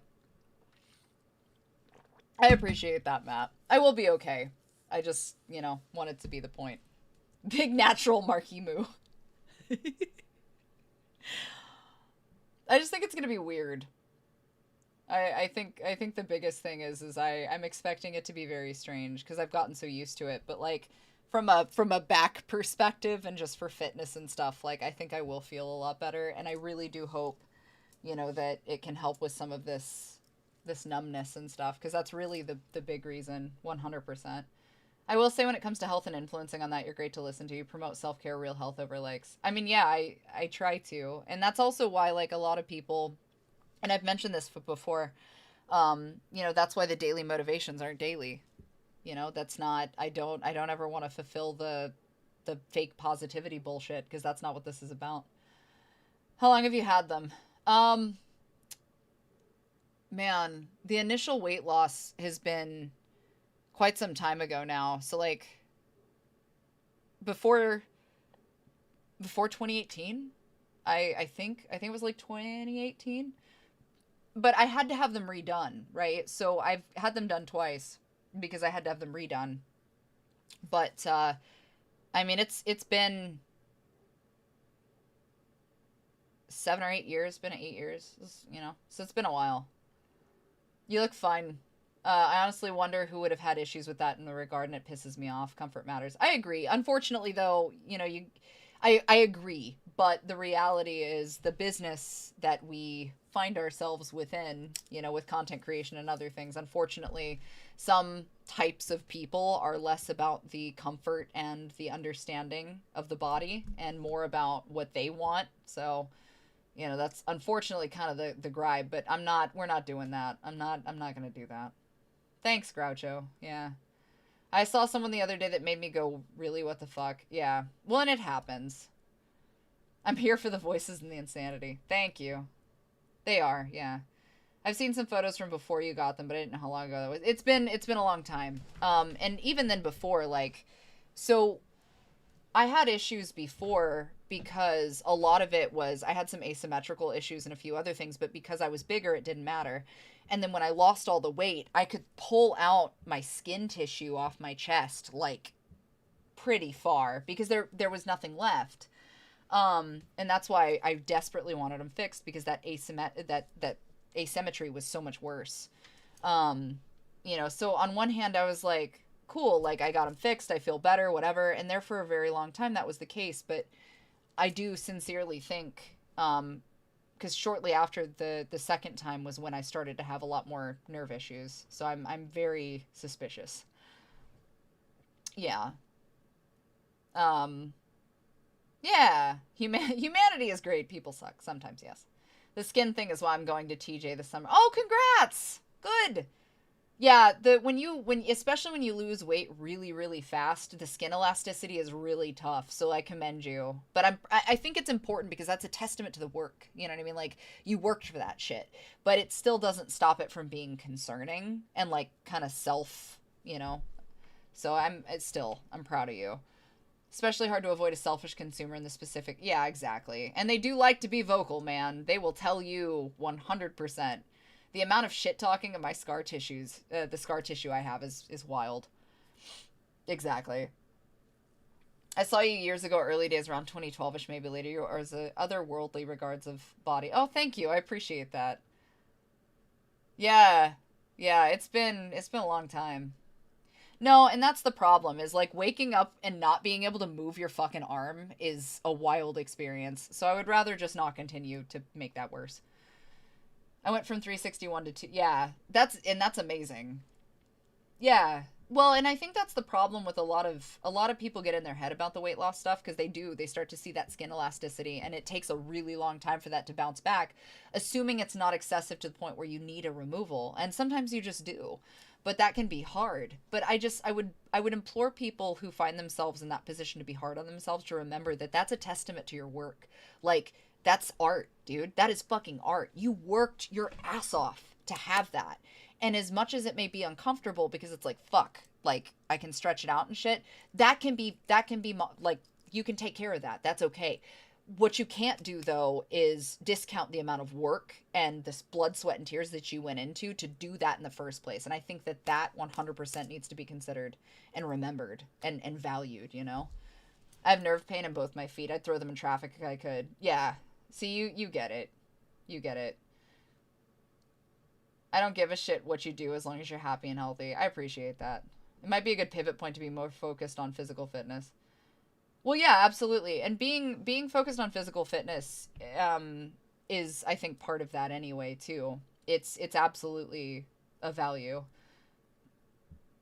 I now have a pinched nerve in my neck, worn chassis basically. I remember waking up not being able to feel or move my legs. Yes, the cervical spine is a wild fucking thing, dude, for sure. And I really appreciate that, guys. Weight gain was after a car accident and being in a wheelchair. Once the medical shit was over, I dropped most of it. See, and still, like, that's insane. So I commend you for that. I'm so sorry you went through that, Neuro, because it's not a joke. And especially when you wake up and you're just like, what the fuck do I do? You know what I mean? So they, when they did, so I had, an inpatient procedure. Well, it was an outpatient procedure, sorry. An outpatient procedure that was in a surgical center, but it was obviously like leave same day type shit. But I'd gotten in some of the injections into my spine, and that was to try to fix some of that. And they did an experimental, pain management series, and when they did it, I remember that like I was out of sorts and like my legs didn't feel right. It's very terrifying. So I commend you. My mom has to get her nerves burned in her back every few months. I know what it's like. Yeah, no, it's not a joke. And that's it's hard too, because sometimes you get that tingle that runs down and it just shuts everything down. Like I can't really feel my traps for the same reason. So did the implants get in the way of exercises? Yeah, so, I mean, technically, but, like, I found ways to work around it. So when I do chest presses and things like that, like, obviously they're kind of in the way. Do I think that necessarily caused an issue? Because you do read articles about people who get submuscular implants and it you know, affects their chest press or things like that. I don't think I had a problem. Emerald, thank you. I don't think I had a problem, because I was too stubborn to let that stop me. But would I say that, you know, things would be easier without them, in terms of fitness? Abso-fucking-lutely. Like, yes, I will say that. I do think that some things get easier without them. Ashen, thank you for the follow. Weight loss can be a blessing, but scary. About a couple years ago, I went on a fast rate of losing weight again, which I didn't notice until after, which scared the shit out of me because I was terminally ill. That's crazy. And yeah, it absolutely can be. I mean, that's what happened to me is I was eating, you know, 1,400 calories and burning like 2,000, and I was not. I had an ED. It was not good. Her legs tingle all the time. Yeah, I get cold hands and feet. Can't do prescription painkillers. That happens. My mother survived a stroke years ago and took her a while to get back into moving. I'm glad she's okay. I'm sure that that over time that helped. Damn. I hope so.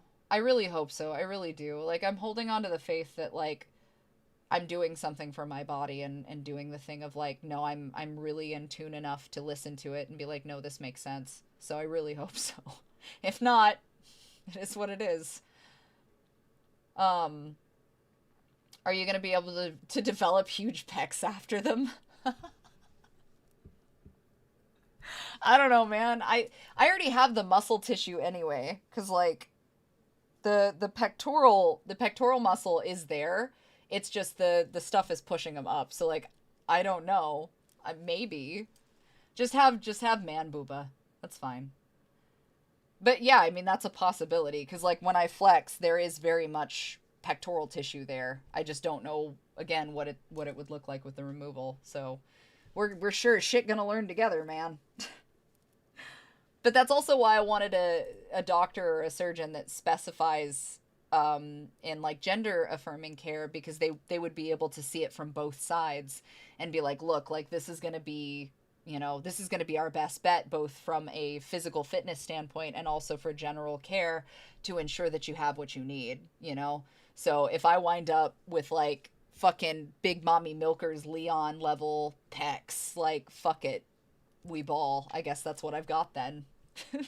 So I'll just be Chris Redfield in real time and go around punching boulders. It's fine. I'll focus on, I'll have like 6 chest days a week. That's it. I did. I mean, I kind of had to. That'd be so sick. Get the Leon cosplay so fast. I know more on reduction than implants, even then regardless. I appreciate that. And no, you're totally fine. You guys are just great, and I really appreciate it. Boulder punching bitch instead of boulder punching bastard. Yeah. I'm working on it.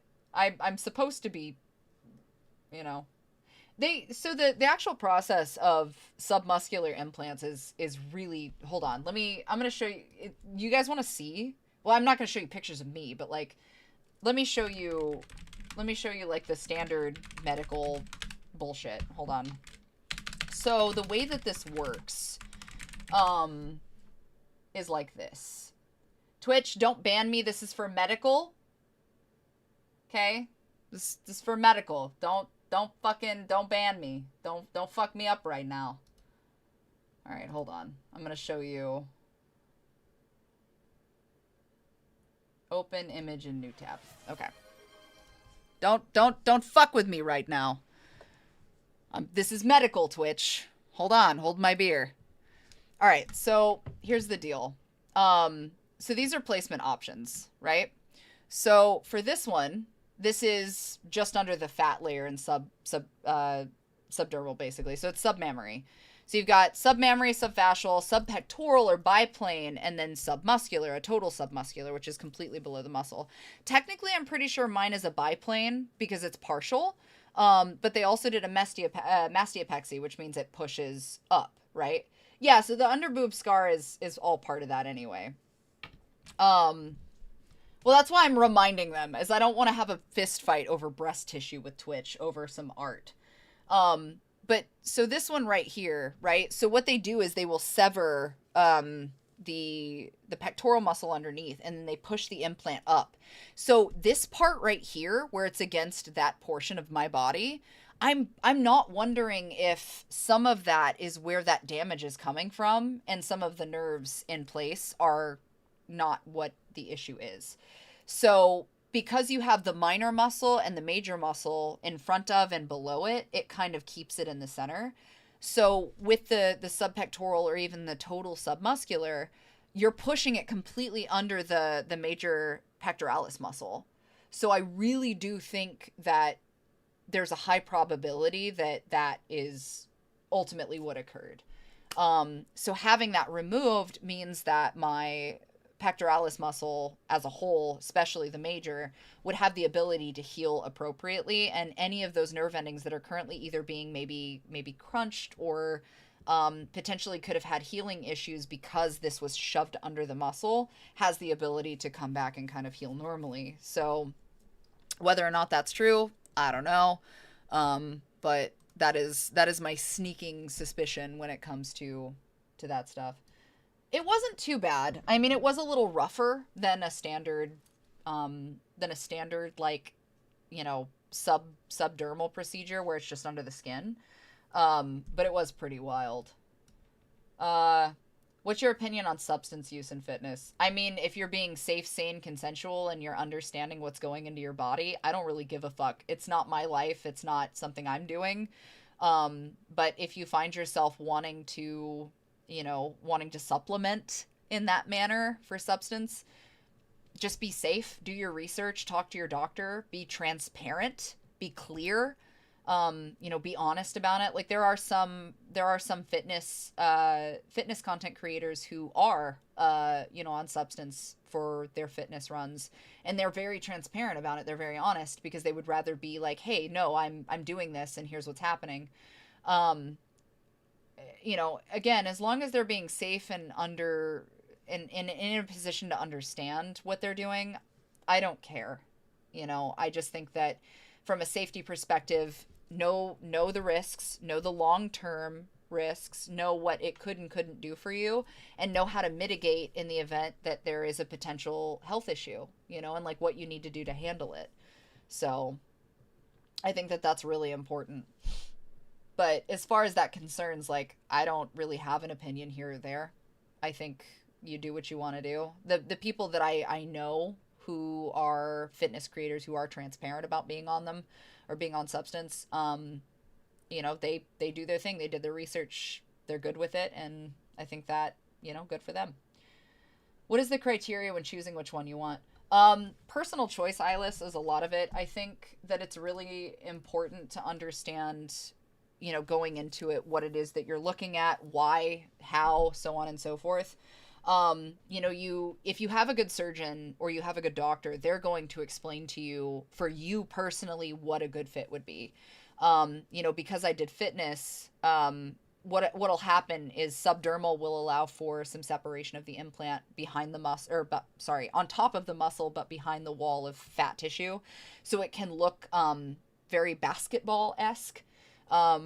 Putting them submuscular gives them more of a natural fall, especially with certain types, like the gummy, right? Where you touch it and you can squeeze it and it feels normal, but still has shape. So it really does matter. Could you keep the implant in a jar? I don't know. I should ask. I should ask. Maybe I'll ask. I don't know. I totally would. Maybe I'll ask. Be like, this is what fucked me. This is what fucked me up. You look like a Stacy to me. I mean, fair. Hi, Boffo. I'll put a light in the jar. You right. Raiders. Hello, Boffo. You great. Shout out to the ever amazing Baphomet. I am so glad to see that they are streaming again. I noticed you were playing Cthulhu. I hope that you had a good time with that. If you guys haven't checked out Bafo, you totally should. Amazing group of people. Their fans and their fan base and stuff are just fucking great. And Bafo is the mutt with the most, so you should visit them when you can. They are phenomenal. Tell them it's for religious purposes. I don't think I can tell them that I want to keep implants for religious purposes in a jar. I'm not sure what religious purpose that would be, but anything's possible in the name of Jesus Christ, so who knows? We'll see. You could use them as stress balls. I don't think so. This fucked me longer and harder than any man. Real. I tried to ask if I could keep a foot of my intestine that tried to kill me, and they said no. Because you have to talk to pathology when you do that, when you want to keep a body part. You gotta talk to pathology. The Church of the Holy Booba. You don't have to tell them about the jar. I feel like it's safer if I tell them about the jar. Yeah, they do. That's true. Wicca moonbathe them. Moonbathe the implants. Jesus Christ. I'm gonna worship my old implants like they're a god. I want to see their faces if you say that. First things first. Through Christ, all things are possible, so jot that down. Backlight the jar and put googly eyes on them. That's fair. I legitimately don't know. There was somebody I saw that I guess they had a full hysterectomy, so they removed everything. And they asked the doctor, they're like, could I keep it? And the doctor was like, I mean, I don't care, but you have to talk to pathology. And this person literally went to fucking pathology and was like, hey, can I keep my uterus? And pathology was like, ball out, yeah? So they got to keep their uterus. I don't know. It was wild. If you bring the jar with you, no biohazards. I thank you guys for making. This makes me feel so much better. Thank you for making me feel better. I love it. Yo, Sai, thank you so much. Dropping gift subs to Dim, Wise, Imaginos, Diva, potentially. I'm not sure. And Klondike Bar, which is real. That's true. That's true. Legally, they have to if you request it. I don't think it quite works that way, but maybe. When I had my hysterectomy, I wanted to keep my old uterus. They told me no. That's lame. That's so lame. That's true. I want to go to Whole Foods or some sort of wholesome store and get a random assortment of jars. You're welcome. I told my spouse if I get a bottom surgery, I'm keeping the jewels. For what I don't know, but I'm going to keep them. Honestly, sure. Why not? Put them in epoxy resin. It really does make me feel better about, moving forward with having them removed. And I mean, obviously that you guys would never be in a position to not understand or get it, but health-wise, I really do sincerely feel like this is the way to move forward. So I appreciate that. It'd be cool to turn them into one of the Tesla balls. That's not fair. I was told I couldn't keep mine. Some people, I feel like it depends on the doctor and probably also the reason. But yeah, I don't know. I feel good. I feel good about it. Feel good about what? Are you talking about Hearst Girl? Was it Hearst Girl? Is that who that is? The TikToker that made a thing about how she had a full hysterectomy, but she asked her doctor if she could keep her uterus in a jar to add to her collection. And then the doctor was like, I don't care, but talk to pathology because, like, they have the say. And pathology was like, yeah, bet. Yeah, that sounds about right. Happy late birthday. Oh, thank you. And yes, Ellis decided to show up. No, you're fine. I mean, I've been here. You're good, Boffo. The TLDR is that after a couple of years of going back and forth, that I decided I'm going to remove my implants. Oh, did you tell him? Yeah. Well, I told these guys, but I told them that the rule is that much like a TMZ exclusive, that I'm not going to announce it more than once. That these guys get to know. And then whatever happens, happens. But I was explaining that my suspicion on a lot of the nerve issues that I have lies on the fact that we did it. Because I showed them a little diagram so they could see. But that I was suspicious that the problem I was having was related to the implants being submuscular and pushing up on some of the nerves. Yeah. So that I think that for my best interest that I'm going to listen to my body. And everybody was fucking baller about it. Good. And they said that they're just going to put fox urine, I guess, in precarious places for people who are assholes, potentially. Those are my children. For legal purposes, this is a joke. I could sort of kind of see because my glasses aren't on. I have been here. I've just been listening in between doing man shit. Wait, Ellis is on TikTok. I think I know that voice. You probably do. Yes. Yeah, and I appreciate that, Boffo. Oh, it's Hearst Girl. Okay, I feel better. Now I know. I did not know that. Now I know. If that happens, do we get a return of VTuber Ivy? There's a few VTuber Ivies. There was supposed to be a completion of a VTuber avatar, but unfortunately the person who was doing it got very busy with college, so we had to cancel it. Yeah, well, and unfortunately, Baffa, that's what we were discussing, is obviously in content creation and my side of spicy business, there are some people who are going to have opinions, and they're not going to be kind opinions, and that's just how it's going to be. But like everybody else here has already clarified, like I'm doing it for my best interest and for reasonable health reasons. They like your shirt. Thanks. Well, that's how I feel about it, though, is like, you guys kind of don't need to be here then, because that's not what we're about here. Yeah, I appreciate you. I have an unrelated question. That is a man question for the manly men in the chat. Okay. So when I get slightly anxious, I try to do stuff with my hands. I am fine. I am okay. Today, doing stuff with my hands meant trying to start sorting out my garden where my chickens are going to go. In my transition, I have checked off a lot of boxes, and the box that I just checked off right now was heavily practice flooding the weed eater. I managed to unflood it twice. Which one did you flood? The same one that you flooded, bitch! The white one or the red one? The white and red one. Not the really expensive one. The one that we fought with for like 2 hours. No, I've given up on that bitch. No, but that's my thing, is I unflooded it twice. Okay. And I got it to start twice, but for the love of me, I cannot get it to keep running. And I know it sounds silly, like keep your hand on the trigger. No. But I did that, and it keeps shutting off anyway. But that's what I'm telling you. The problem I was having, it wasn't just because I flooded it. I waited. I knew enough of what I was doing. No, it kept dying on me, too. It said hold the trigger for 30 seconds and then flip it to 3, but when you flip it to 3, if you let go of anything, it just fucking shuts off. Have you tried kicking the shit out of it? No, but I did throw it.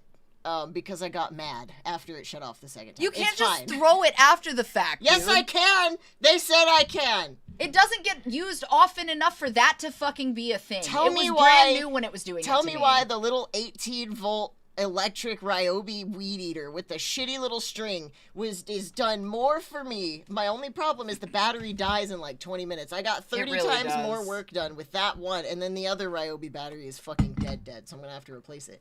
But that little electric string trimmer has been more reliable for me than the other 2 expensive fucking weed eaters that we have. No. Gas evaporates and leaves resin in the fuel injectors. See? It was brand new! After I started throwing bricks at my lawnmower, it became more reliable. They validated me. It was brand new, and it was doing that to me. It didn't matter. Ryobi, a name I've not heard since I worked at Home Depot. Something about the choke's off. Throw it. Stop telling him to throw it. Okay, but that's my point. So the first Did that time, asshole who broke your window ever do anything to repay you? Absolutely not. No. He disappeared, and then I reported his business to Better Business Bureau and burned him online. So I flooded it. And then I got mad, and I'm like, okay. And I searched YouTube and found the first dadliest looking dad ever. He was from Canada, by the way. And he taught me how to unflood it without tools, which is basically just putting it in one and squeezing and pulling this a bunch of times until everything unfloods. And it worked. Demonic. So then I started it a second time, and it did it a second time. I unflooded it a second time. Demonic's a mechanic and said that it needs to be tuned to the altitude. We're only at like 2,500. We're not that high. I don't know. Is that a thing? We're only at like 2,500. I didn't know that was a thing. You just educated me, but I grew up in Arizona, I know it's a so thing that was for never cooking, a problem. but I didn't think we were that high Have you up. tried throwing it even farther, just for science? Look, I'm not going to do it with the third, because the third weed eater, that bitch has metal blades. It's like heavier than I am. It's what we used to cut down to like fresh tumbleweeds and giant fucking shit in the yard in Arizona. Yeah. In a monsoon when it was lightning-ing, but I won't say who did that. But the normal middle grade weed eater, I almost wrangled it, and then it just fucked off. We have 3 weed eaters. Yeah, my electric you. one has done more work than the other 2 put together. It was cheap and it was shitty, but goddamn it, it'll fucking start and it works. Willie Nelson said, "Not that high. Challenge accepted." Red, I've got it on. Dude, I'm sorry. I'm at a level. I've got the ads set to like as max as possible to be as little as possible. Otherwise, you gotta sub, G. Sorry, bro. Throwing it always works in Poland. Please don't tell the fellow Poland person to throw it because it works in Poland. Dziękuję. I need You to take start the first with the one. tactics of my You people. use it as a club on the second, and whichever moves on and faces the third in a Mortal Kombat. It's what it fucking feels like! Please stop telling him to hit them with hammers. I'm just glad that everybody else is on the same brain cell I am. Above 3K air mixture for all combustion needs adjusted. Yeah, well, we're at like 25, so it's close. But Rick couldn't start it that day either. No, so dad mode guy We who need to came take and it did to it. other Rick or Ed. I feel like Ed would Ed's start gonna look it. at it and it's gonna start. Yeah, because that's how it works. Because so our we neighbor look fucking stupid in front of him. And every then it'll fucking work. time, because it happened with the motorcycle too.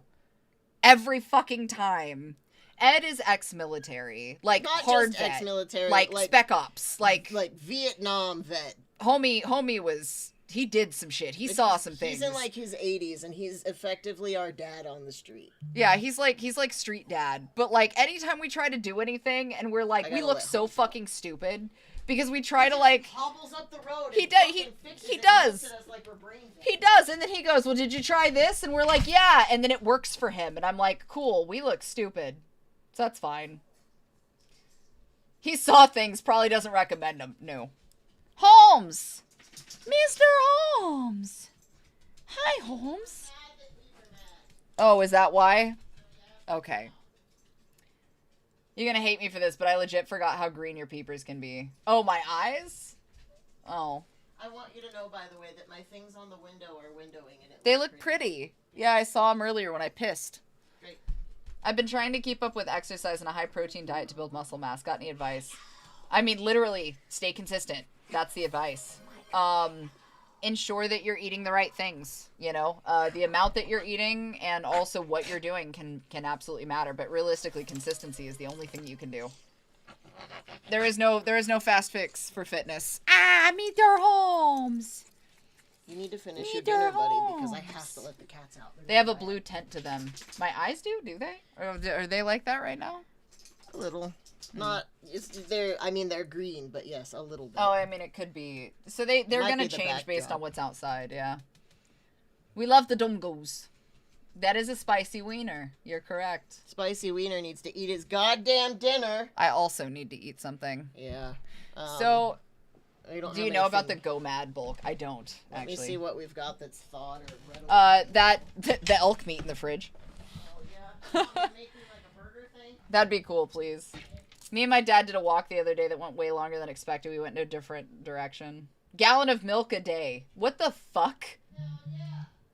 I'm eating it at a Fazoli's? What is a Fazoli? Hold on. What is a Fazoli's? What is a Fazoli? Fazoli. Right? Fazoli. Fazoli. Oh. What is this? Is that like Yeah, so they had Italian one of those fast food? Sort of. It's like hometown buffet, but Italian. They had one in front of that LA Fitness that was by my apartment with Zelly. Remember when I said Stephanie and I would work out and then go get Italian? It was Fazoli's. Did that work for you? I mean, I was 19, so it didn't. Oh, it worked fucking for you matter. because you were 19. That's Yeah. fair. Like, I don't know about the pizza from this place, dog. My metabolism ate food and drugs, and everything else didn't matter. So, like, That's true. yeah, it worked out. Local Washington adjustment elevation. If you take a sea-level tuned weed eater to a higher elevation, it will run rich. You need to turn the H screw in a clockwise slightly to lean it out for thinner air. Humidity, i.e. Western Washington. High humidity displaces oxygen, making your engine run richer than usual. If your trimmer feels sluggish on a rainy day, a tiny clockwise turn on the H screw can help. I'm gonna throw it. No, you're gonna turn the H screw, clockwise. Just like a fingernail. Like, just turn the H screw just a little bit. Right after I throw it. Screw it just a little bit. Just a little bit. Give it a little bit of the H screw. And then throw it. Do not throw it. Try it. Throw it. And then if it Mr. still Holmes. doesn't work, he's gonna throw H it. for Holmes. Turn the H screw and then throw. That's a lot of words for Elmo. He's Meet their home. Oh God. H for Holmes. Go with Mom so I can make the fucking food. What? What do I do with this? What do I do with it? Oh my God, Mr. Holmes. H means screw it, throw it from the high place. Holmes is throwing paws, yeah. It is baby. I don't know why you gave him to me like he's not gonna hop down and go back with you. There he goes. The H is screwed. Jokes aside, thank you, Demonic. I will give that a try. We'll see if we can get that figured out. Thank you, Devrick. If all else fails, eat the weeds in front of it and make it watch. Sam is doing well. Thank you for asking. He is a fucking tyrant. Sam is one of the smartest rabbits I've ever had in my entire lifetime. And I grew up on I grew up on a hobby farm. So I've never had a rabbit as smart as Sam, which is crazy.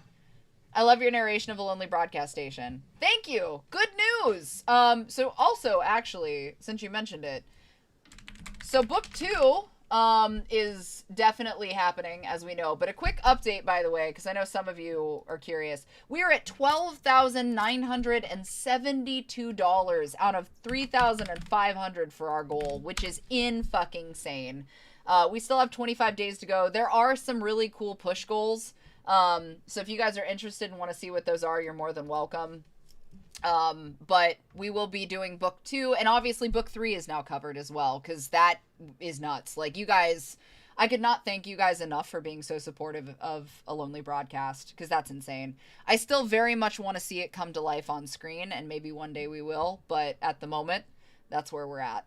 But yeah, so I appreciate you brought that up.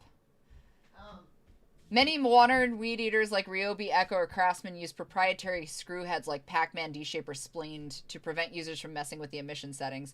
You can find cheap sets of carburetor adjustment tools online. Throw it. Do you want cheese in it? Just a little bit. Okay. That's actually really helpful, Demonic. Thank you. Yeah, we legitimately, yes, he's saying throw it, but, he's kidding. So, jokes aside, thank you for that, because we will, honestly, so we want to get goats, but if we do, I've always wanted sheep, but I think that I don't know. I'm struggling a little bit. We gotta wait. I gotta finish paying some shit off. Palm's cheese was amazing, dog. It's gone already.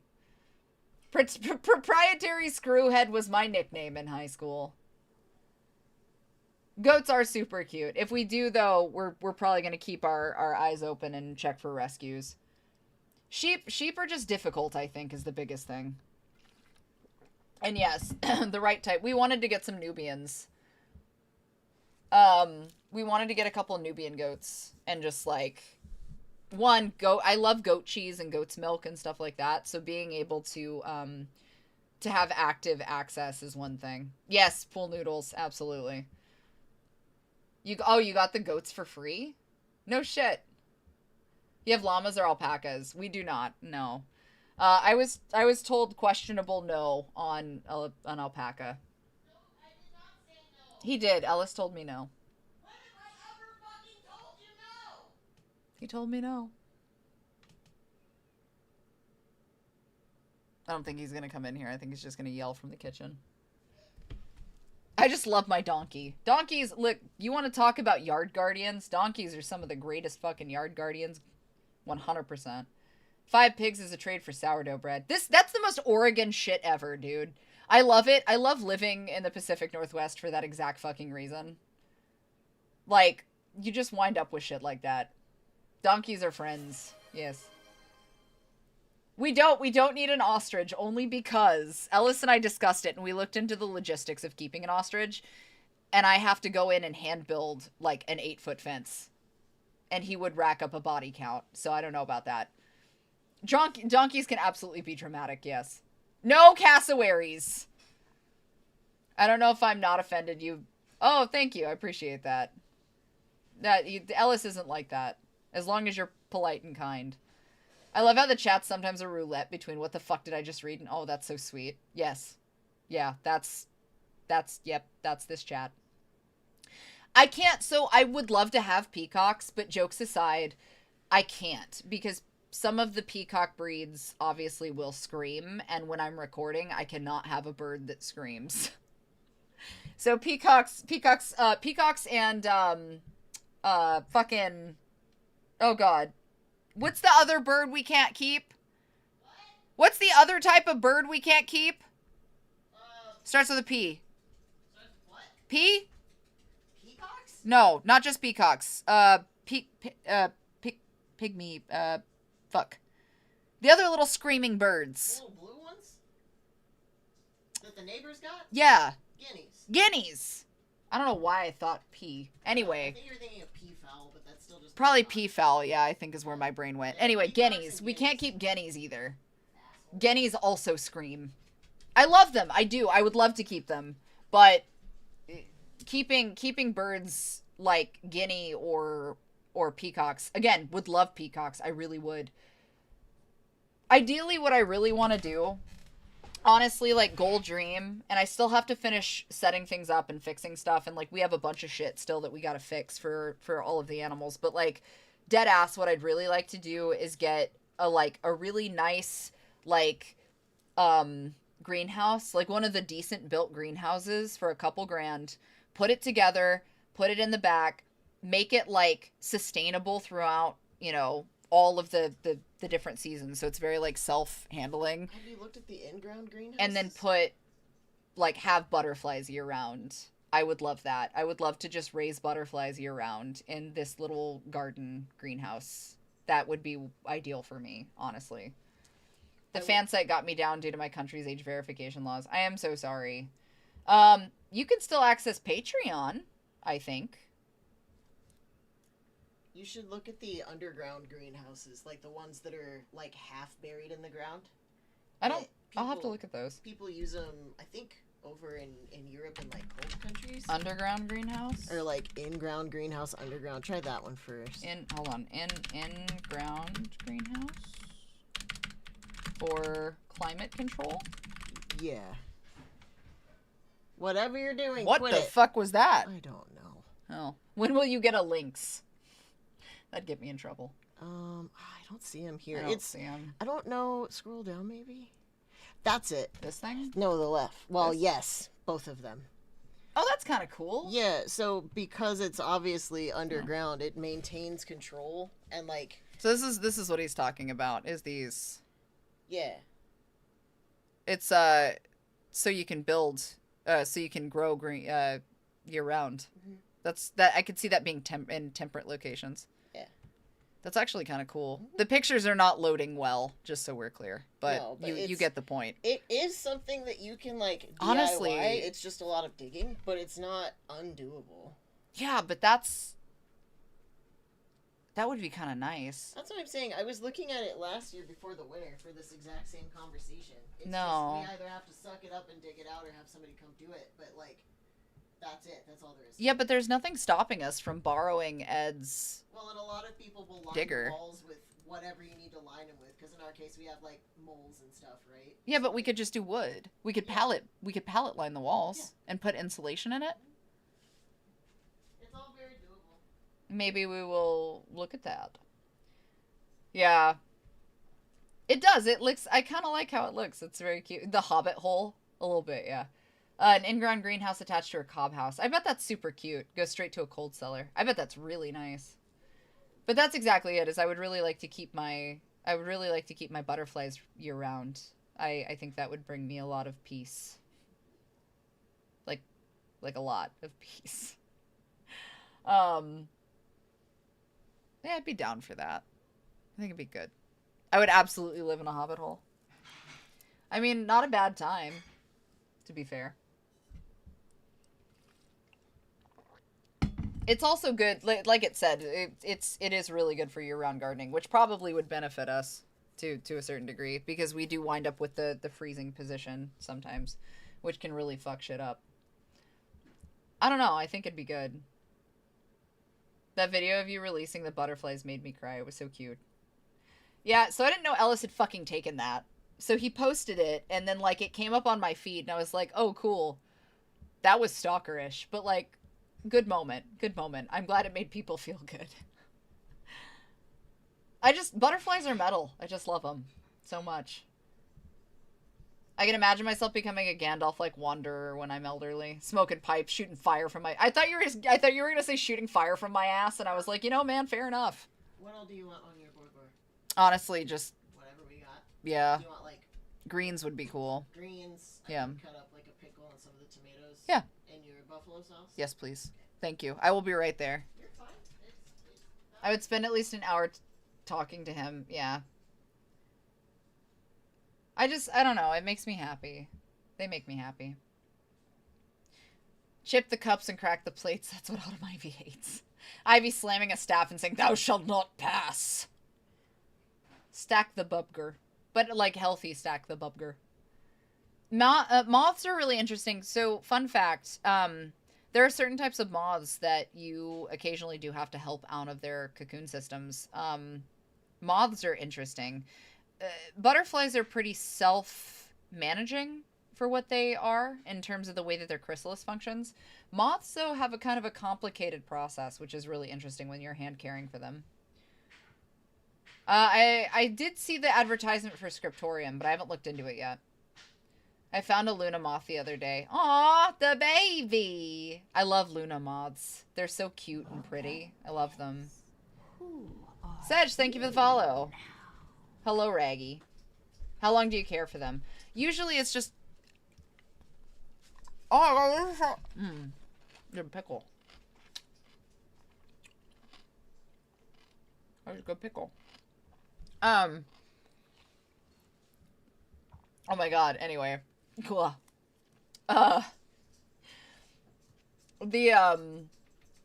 Usually it's a couple of weeks. Like, obviously you have them when they're caterpillars, and then they go out, you know, they go through their process, you hang them for their chrysalis. But you just keep them for a few weeks. We had to keep ours just, like, slightly longer than we should have because the weather was not pleasant enough to let them out to be safe. So I had to wait for a really warm day so that I could make sure that they were able to acclimate and do what they needed to do. But I saw a sphinx moth one time outside of a store. Yeah, the babies. 10 times more esoteric and terrifying. Everything about butterflies is esoteric and terrifying. Thank you for the resubscription, Radioactive. I appreciate you. Have any of them stuck around? I have not seen them, but we are getting a lot more active bugs, so I'm sure that some of them will come back. Do you grow milkweed? We do have some of the wild cauliflowers outside, so yeah. The very metamorphosis of butterflies and chrysalis forms is amazing. They literally become goo just to become a whole new thing. It's really metal, too. So when a lot of them break out of the chrysalis, it splatters. And a lot of, depending on the type, like the painted butterflies, right? So the painted ladies, when they break out, it leaves like a splatter of like red liquid, and it's crazy. It looks so fucking metal. like it's just blood splatter almost all over the place. So you panic a little bit when you first raise them, because like you're like, oh my god, like what happened? But you remember bugs are just juice. But yeah, they're fucking wild. I love them. How many did you have? So I obviously had like the special needs butterfly on this last round. He lived a little bit. Unfortunately, what had happened is his chrysalis didn't quite break open. He didn't quite have the strength to break it open enough, so I had to help him. The problem was by that point his wings had dried, and so he was unable to fly. But he lived for a couple of days. He made it a few days. He got to live. He was just a special needs butterfly. Just needed some help. I had to feed him and stuff. But I think I had 6. 1, 2, 3, 4. 1, 2, 3. No, 7. I had 7. I had 7 and 8 with the last one.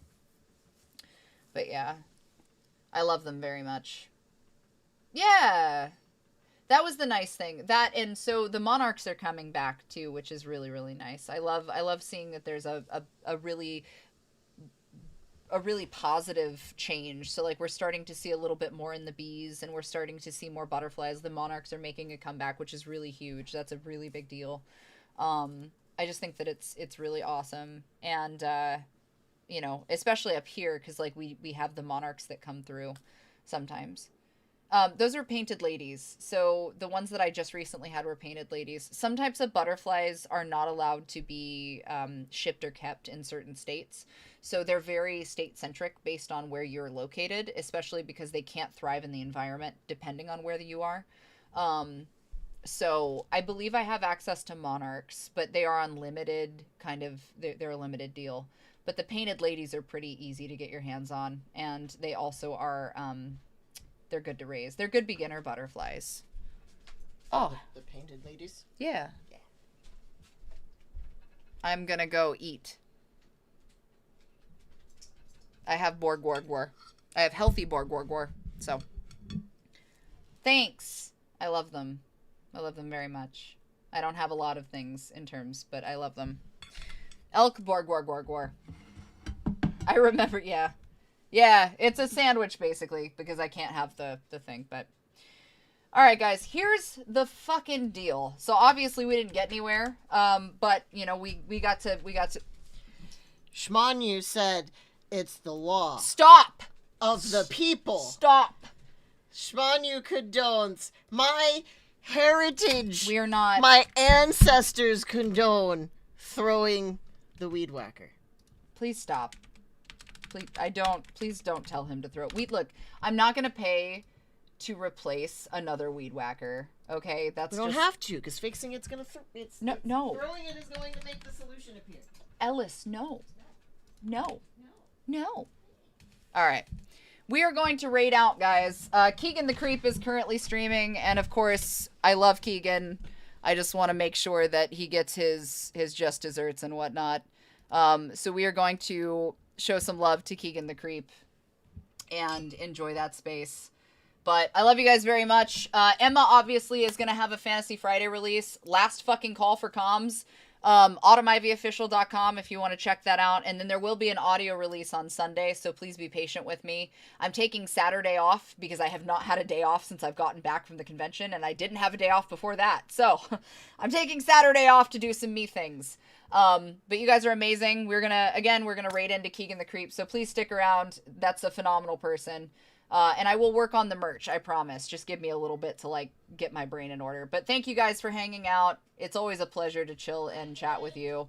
Ellis says he loves you like you were his own children or something. I don't know, whatever he said. But we're gonna raid. Say something. Okay, here's what we're gonna do for Keegan. Here's what we're gonna do, okay? We're gonna do some weird shit for Keegan. I want you guys to give Keegan... I'm going to give you a second to prepare. I want you to give Keegan your favorite weird fact. Okay? Just run into his chat and give your favorite weird fact. That's what I want. As always, though, you can find all my stuff at automivvyofficial.com. Mr. Holmes says he loves you. But grab a hold of your weird fact. It's Keegan's stream. There's nothing that you can say that's going to shock him, but I'm going to need you to do it. So let's raid. Again, you guys are